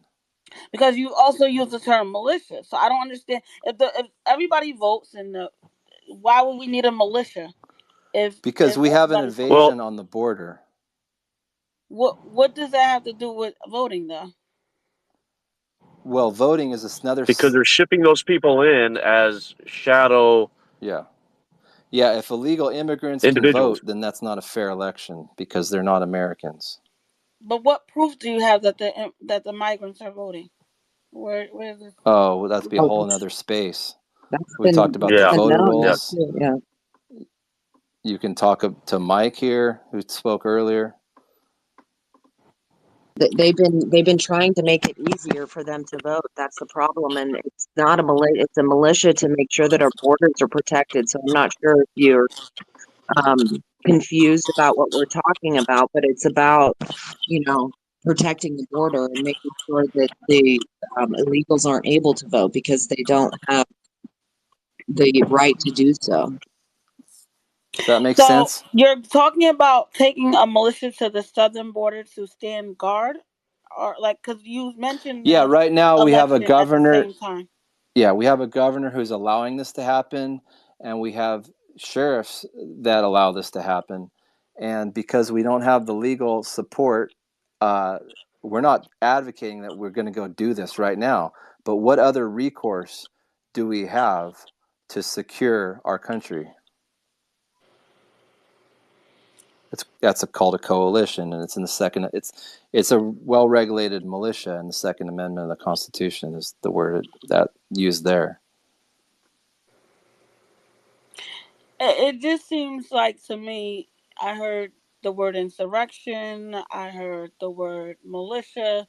So it seems to me that you people are trying to form some sort of gang to Where did you hear insurrection? Where did you hear that? in the space. One of y'all use that term. That's that. I feel like I honestly, ma'am, miss, listen to me here. I feel like you're trolling and you want to be a I'm not disruptor. trolling. I'm That trying to get to the none of bottom that of rhetoric. why anyone would be forming a militia during a presidential A election. militia is in the Constitution, ma'am. A militia is used in the Constitution. That's verbiage from the Constitution. Yet you're right. That's my right. That's all of our rights to form a well-regulated militia against invasion. There's nothing more to that. That you should be able to understand that. I don't think that's what you mean, but okay. So Well, you know what? Okay. If Bye bye. you guys don't mind, I'd like to once again jump in. I'm very bummed out that my friend Jake there left the room. You know, I'd like to actually push back on a couple things that he said. More or less, the three the 3/5 clause or the statement in the Constitution was for the apportionment of taxes. It was not claiming that a quote unquote slave, a Moor, a Negro, whatever the correct term, you know, black. I call all my black friends black. I mean, that's what we decided on when I was 16 years old, when we thought racism was done. Now it keeps circling back. It's kind of funny how that happens. But the 3/5 was for the apportionment of taxes to the federal government. Okay, and what I'd also like to say is this: I actually have seen there is a place I can't quite remember the bay. I want to say it's a bay, but it exists in the Caribbean or the or South America ish, and more or less as those Africans were sold into slavery and they were brought over here by, you know, whatever pieces of shit were bringing them over here. Let's just say the ones that were not there's a purchased. Mayflower migrant, sir. Oh The yes, yes. Mayflower Okay, okay, migrants okay. brought You them know over what? here. Let me real quick get to my point, ma'am. Uh, Okay. but But you were acting like you more or don't know less, how they this is got here. crazy It because was a this is Mayflower Don't migrant. interrupt this him. this Just let him finish. this is actually a historical place where you can actually see, okay, to this very day, more or less those individuals, those human beings that were not picked up and brought into Georgia or South Carolina or North Carolina or whatnot. A lot of them were considered, let's just say, uh, I'm not going to say rejects, whatever it was, but they were the ones that were sold into the Caribbean. The life expectancy of those poor people that were taken to the Caribbean, unfortunately, was like 3.5 years. Sir, are you trying to say that I'm slaves were never brought to the United States? Is that what this is? No, it's not what he's no, saying. no, that So was why are we you're talking about the Caribbean? I'm confused. okay. I'm gonna go ahead and real quickly repeat of the ones that were not brought into the United States. Those ones had a life expectancy of 20 plus years. Okay, and I'm not justifying anything, but the ones that went to the Caribbean had a life expectancy of 3.5 years.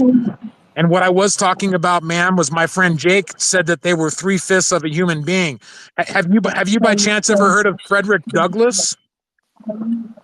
What? Yeah, of course, yes. What does that have to do with reparations? I'm confused. But why are we talking about reparations? Because that was a Right. point. That was the Why? point Jake was trying to make. He was talking about Well, reparations, and then this guy went and started talking about slaves going to Caribbean, and I just don't understand what the fuck that got to do with But anything. this space isn't about well, reparations. That's the I thing. didn't make it I'm not about sure. reparations. Jake mentioned it, and then Standing or whatever the fuck his name is now talking about slaves in Ma'am, Jamaica. just please understand that Frederick Douglass, for instance, said that he believed that the U.S. Constitution was a racist document until he read it. Okay, that's It's a a very fucking racist document. What are you saying? It But, I'm is so a sorry. racist document. It wow. is.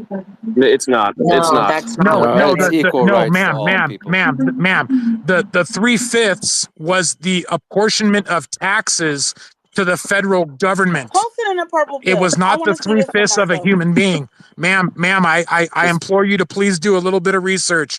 I Post it in a purple appreciate you. pill. We are all slaves. This is a system that is We are, corrupted. shut the fuck up, you fucking cracker. hey, You're not a you need to fucking chill slave. out, Like, what the fuck is anti-socialite. wrong with you? You're not. I have to mute her. You guys, we're not going to allow just. You're not a fucking slave. White people have never been.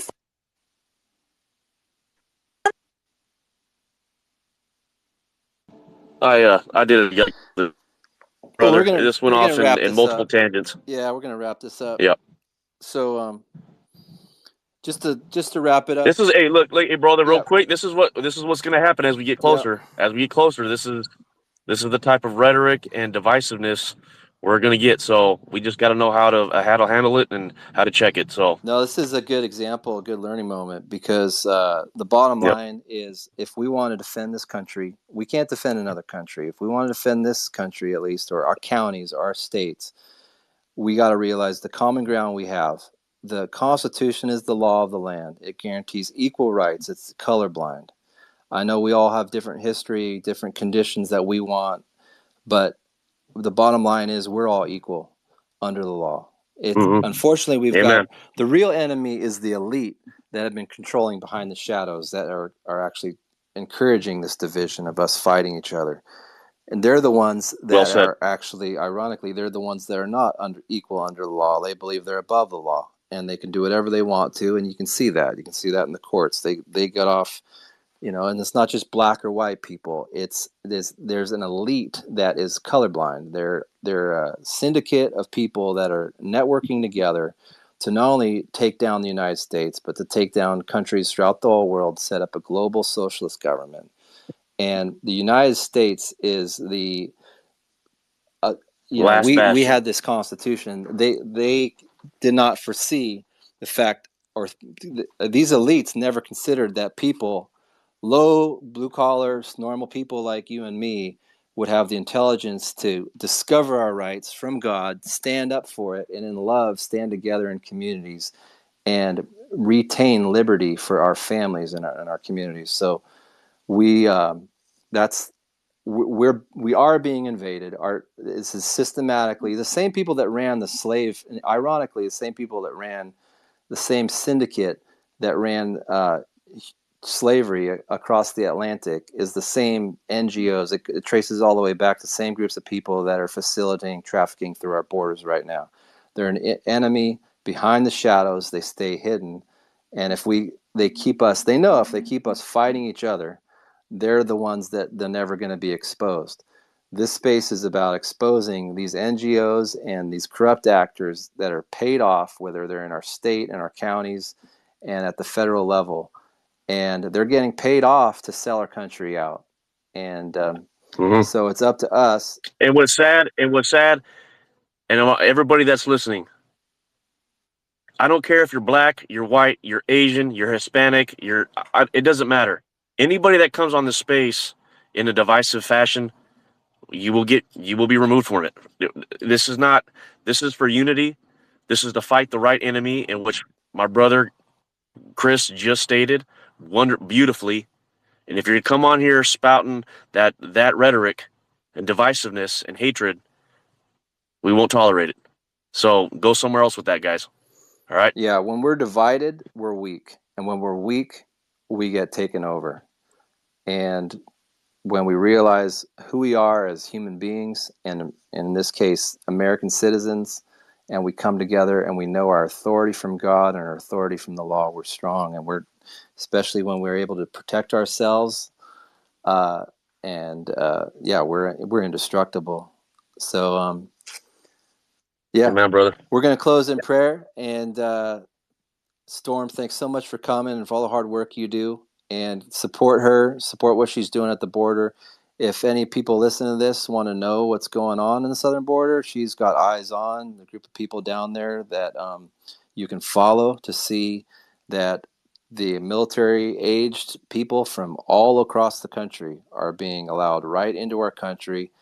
They're financially incentivized to come in through non-government organizations who get money to pay these people. They get phones, they get put in hotels, they get flown all across our country, and we now have undocumented, or at least they document them, but they let them go, military-age people that have infiltrated our entire country right now. And we have no idea what they're planning. They can coordinate and set up a time where they can just go live and go hot at any point, and we will probably I'm expecting to see in some of these major cities, it's about to go nuts, and they're going to claim a lot of these people, just like they're paid to have a divisive narrative that they're the victims and the powers of the government are evil, and so they're validated to fight the government and fight uh, local citizens, and all of this foments division and violence and destabilization, and that's what we're going into unless we seal the border and fix our elections. There's nothing racist about a secure border. There's nothing racist about a fair election, and that's the bottom line. So, but we know these people are just they're little pawns, little puppets, spouting the indoctrinated rhetoric that they're taught. We know that. So it's sad. It's sad. So let's close in prayer. Heavenly Father, we thank you to be alive. We thank you that we are not slaves. Lord, we thank you that even if we have been slaves, Lord, we can be free. We can reclaim our dignity from you. Lord, we can win it back through respect, and Lord, we can work it out. Not just, we can yell over line, but we can meet real people in our communities and we can come together. And we do ask that we would unite as your people, and you would give us the skill and the awareness to realize what our purpose is. And Lord, teach us to work together so we can become a strong, united country again. And Lord, it grieves me, just all the division and all the hatred. And Lord, we ask that you would, we know that the real disease is the sinfulness in our hearts and the selfishness in our hearts and the deception that we've been under from the enemy in the shadows. And so, Lord, we ask for your Holy Spirit to illumine us and shine in us and teach us how we can know the proper path and win each other over, to be together and to be strong. Lord, we pray for our children that are growing up in this country and for the season that we're going in, that you would give us all wisdom to know how to defend our communities, and we would hold fast. And we pray this in your Son's name. Amen. Amen. Amen. Well said, brother. Well, until next week. Yeah. Yeah, you guys, I mean, please do come back. But yeah, we won't tolerate, black against white. I mean, I understand if you have a different background and heritage and you're proud of that, Mm-hmm. and you celebrate that. But if you're going to demonize each other and make these demands on each other, yeah, like Deplorable said, we're not going to tolerate in this space. Feel free to, yeah, we could try to work out differences if they're constructive, but we're not going to fight. Americans aren't going to fight each other. We don't have time for that. Amen. But yeah, we have our spaces Thursdays at 6 p.m. Feel free to join, and you can support this channel and Deplorable. I'm Bobcats down below. We'd love to DM, And stay in touch. Yahuwah rises 82. Yep. Yeah. Right on. You guys all have a great night. I wish the best for your families and everything going on in everyone's life. So God bless. You too, brother. God bless, man. You have a good one. I'll talk to you soon, Right bro. on.